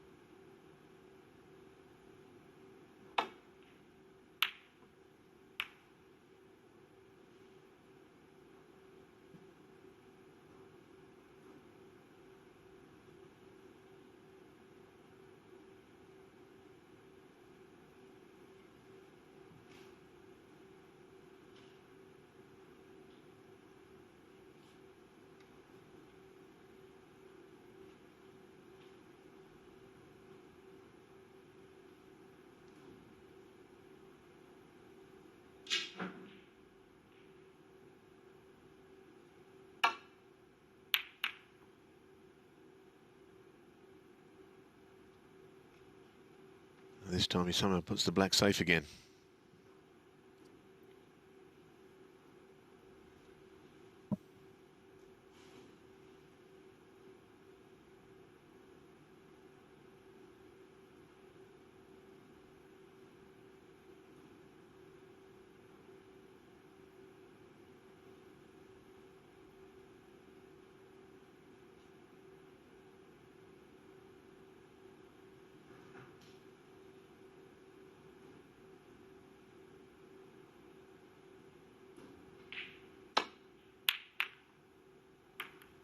That was one of the more tense shots he's hit.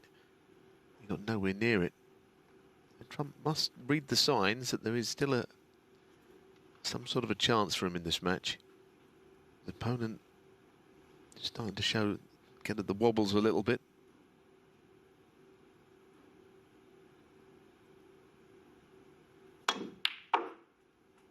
One. It's not a great kiss, not really.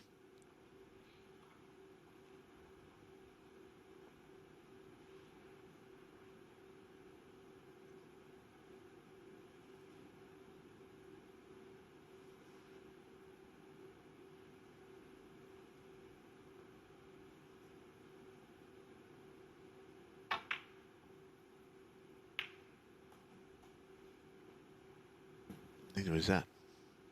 Not on the blue. Four.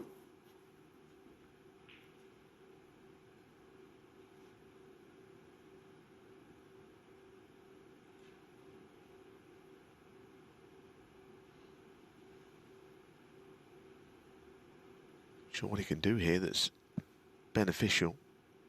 I think the reds are all covering each other. Getting the black into play a second time might be a good idea. That's what he's tried to do. Judd Trump, 4.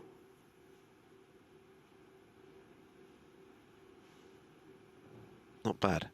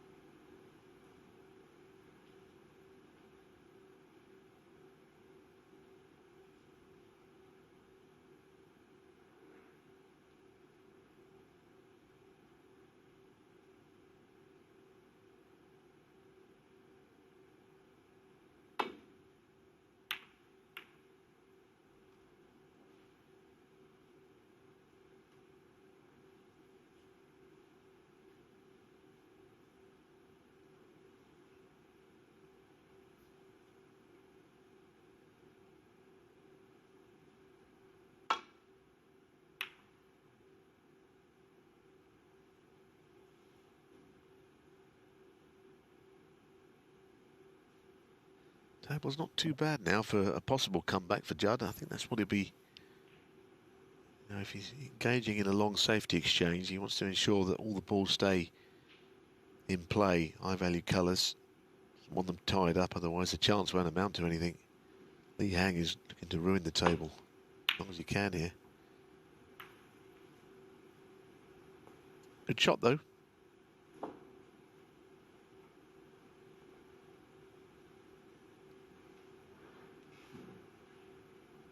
Very valuable lead of 44 points, but not guaranteed to winning the match.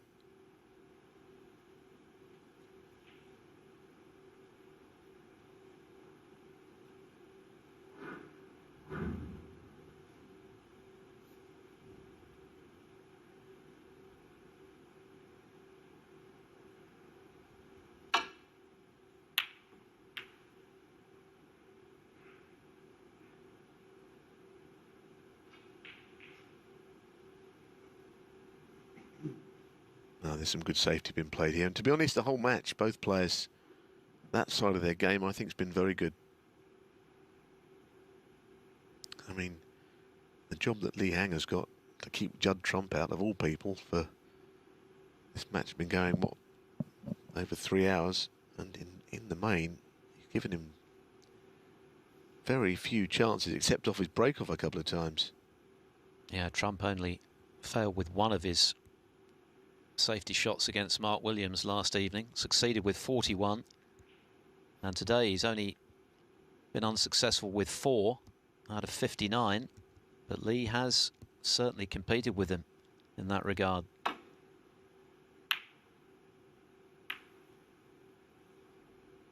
We're barely halfway through quarterfinals day, of course. One match just underway, Karen Wilson and Jamie Jones, and one still to begin, but it follows this battle. Ronnie O'Sullivan against Ding Junhui. The winner of that plays the winner of this in the semi-finals tomorrow afternoon, with the second semi, of course, coming up from 7 o'clock tomorrow evening when we go up to the best of 11 frames, the first to 6, for the chance to contest the Stephen Hendry Trophy on Sunday.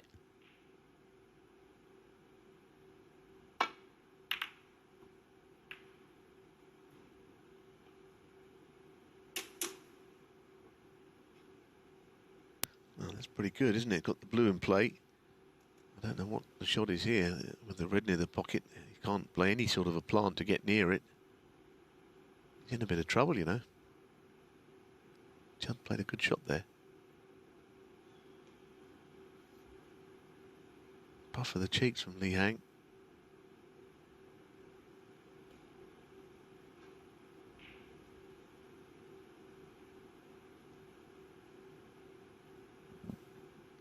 Just going to try and get the cue ball up the table and hope that all the balls that are in the way now are in the way for Judd's next shot. Goodness me. Wow. Judd Trump. Of all the things you thought could happen there, the blue being knocked in was not on anyone's radar, I don't think. How's he done that?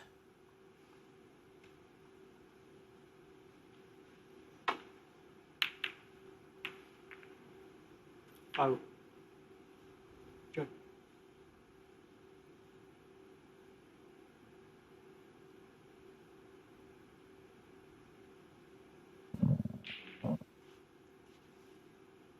At least he's left Trump hampered by the looks of things on the red to the right corner. But he's looking to the left side of the table. Can he get back in? I think he's hoping that that's a big pocket either in or off the other red. Oh, goodness me. He's hit the one place where he's neither potted it directly or off the other ball.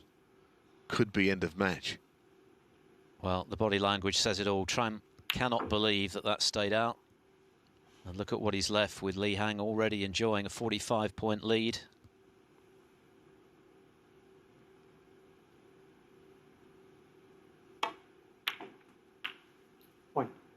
What a chance now for the underdog to complete perhaps the biggest win of his life.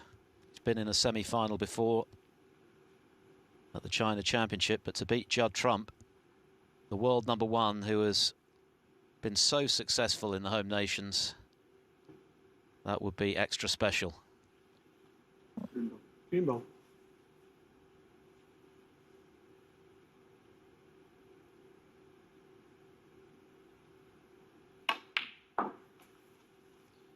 Well, he's not tried an awful lot there. He's absolutely made sure of that green. You know that he's become a little nervy already a couple of times in this match on important shots late in a frame. But really, you'd think that he would be able to get over the line this time.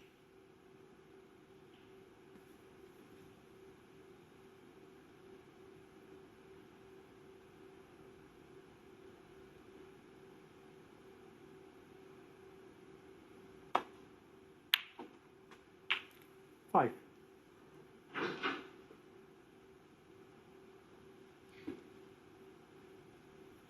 So he wants this black if he plays the black, and one more red. He'll cannon the other red. It's a question of how he does it, where the balls end up. I don't think he'll be playing it very hard. Move the red.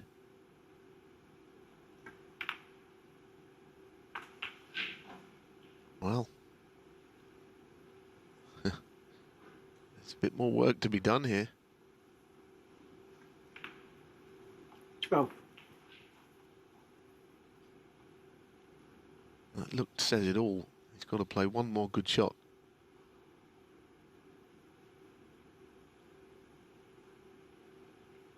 The next red puts him 52 in front with 51 on, but as you can see, he's furious that it's as tricky as it is, and the pressure is at its most extreme now.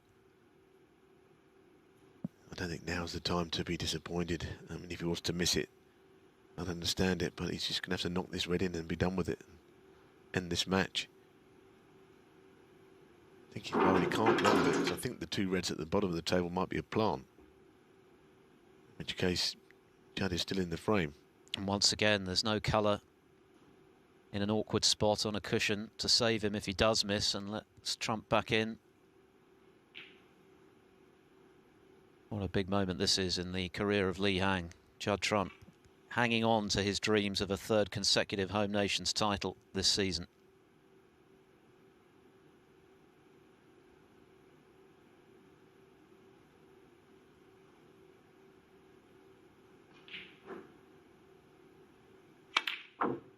And he is going to get another opportunity. He hang 12. Oh, he is, and that was very, very jabby. I understood the problem. You know, he had to play it one way, he had to play it that way. But you could feel the tension mounting shot by shot as the winning line grew closer. He just couldn't get over the line.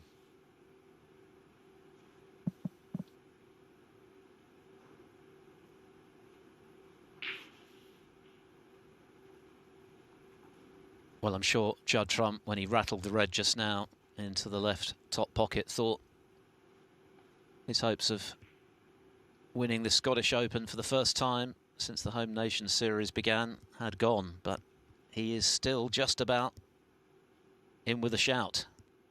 This has got to go in.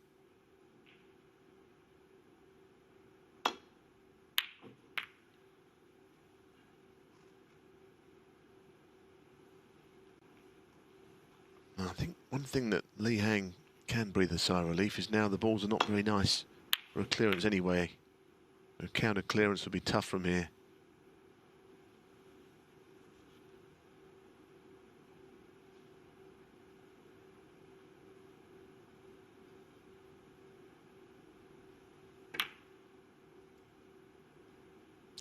Oh, so close.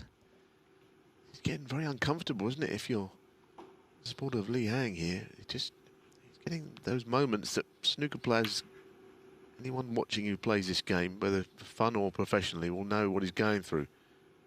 Getting over the line can be very difficult if it means so much to you. 1. I think that's where he is right now. So 50 the difference. Trump with colour to come, 51 left thereafter. And match ball has eluded Lee Hang for the second time.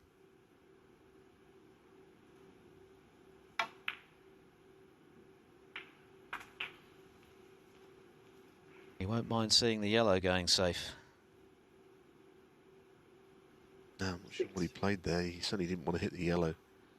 Whether he thought he'd cannon the 2 reds, whether he thought he'd play on the bottom red. Finished in between all of it. Now what? Might be able to drop the cue ball in behind the yellow here.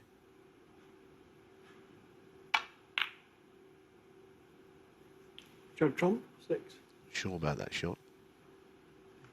Lee Hanger's got absolute guarantees with the red and the yellow being there. He's got a free shot at a red. And if he can slot a red in, Trump would need 2 snookers. There's just a little bit less pressure on this shot than some of the others, where the balls now are. Yeah, 45 the difference, so this red to put him 46 in front with 43 on, but if he gets the red, there's surely going to be a colour to follow.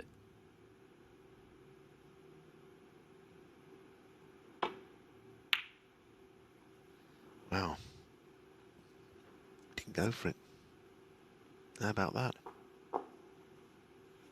Maybe he felt that the cue ball was going to hit the other red, bring it out into play.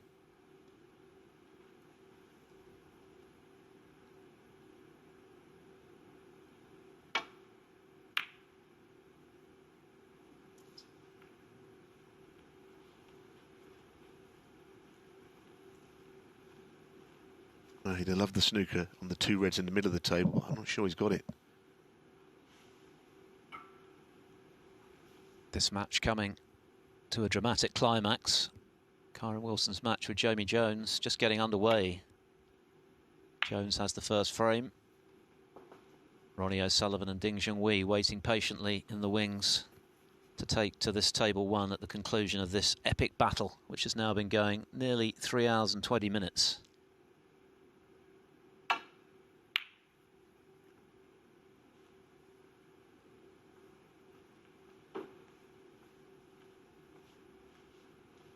Well, there's quite a battle on these 2 open reds here, because obviously if Judd could pot them both, then it all comes down to the red by the yellow, and it could get very interesting.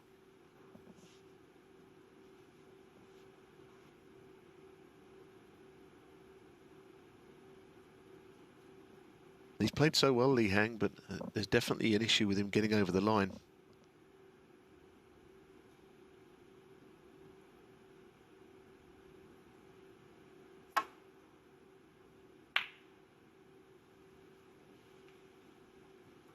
That's a good shot.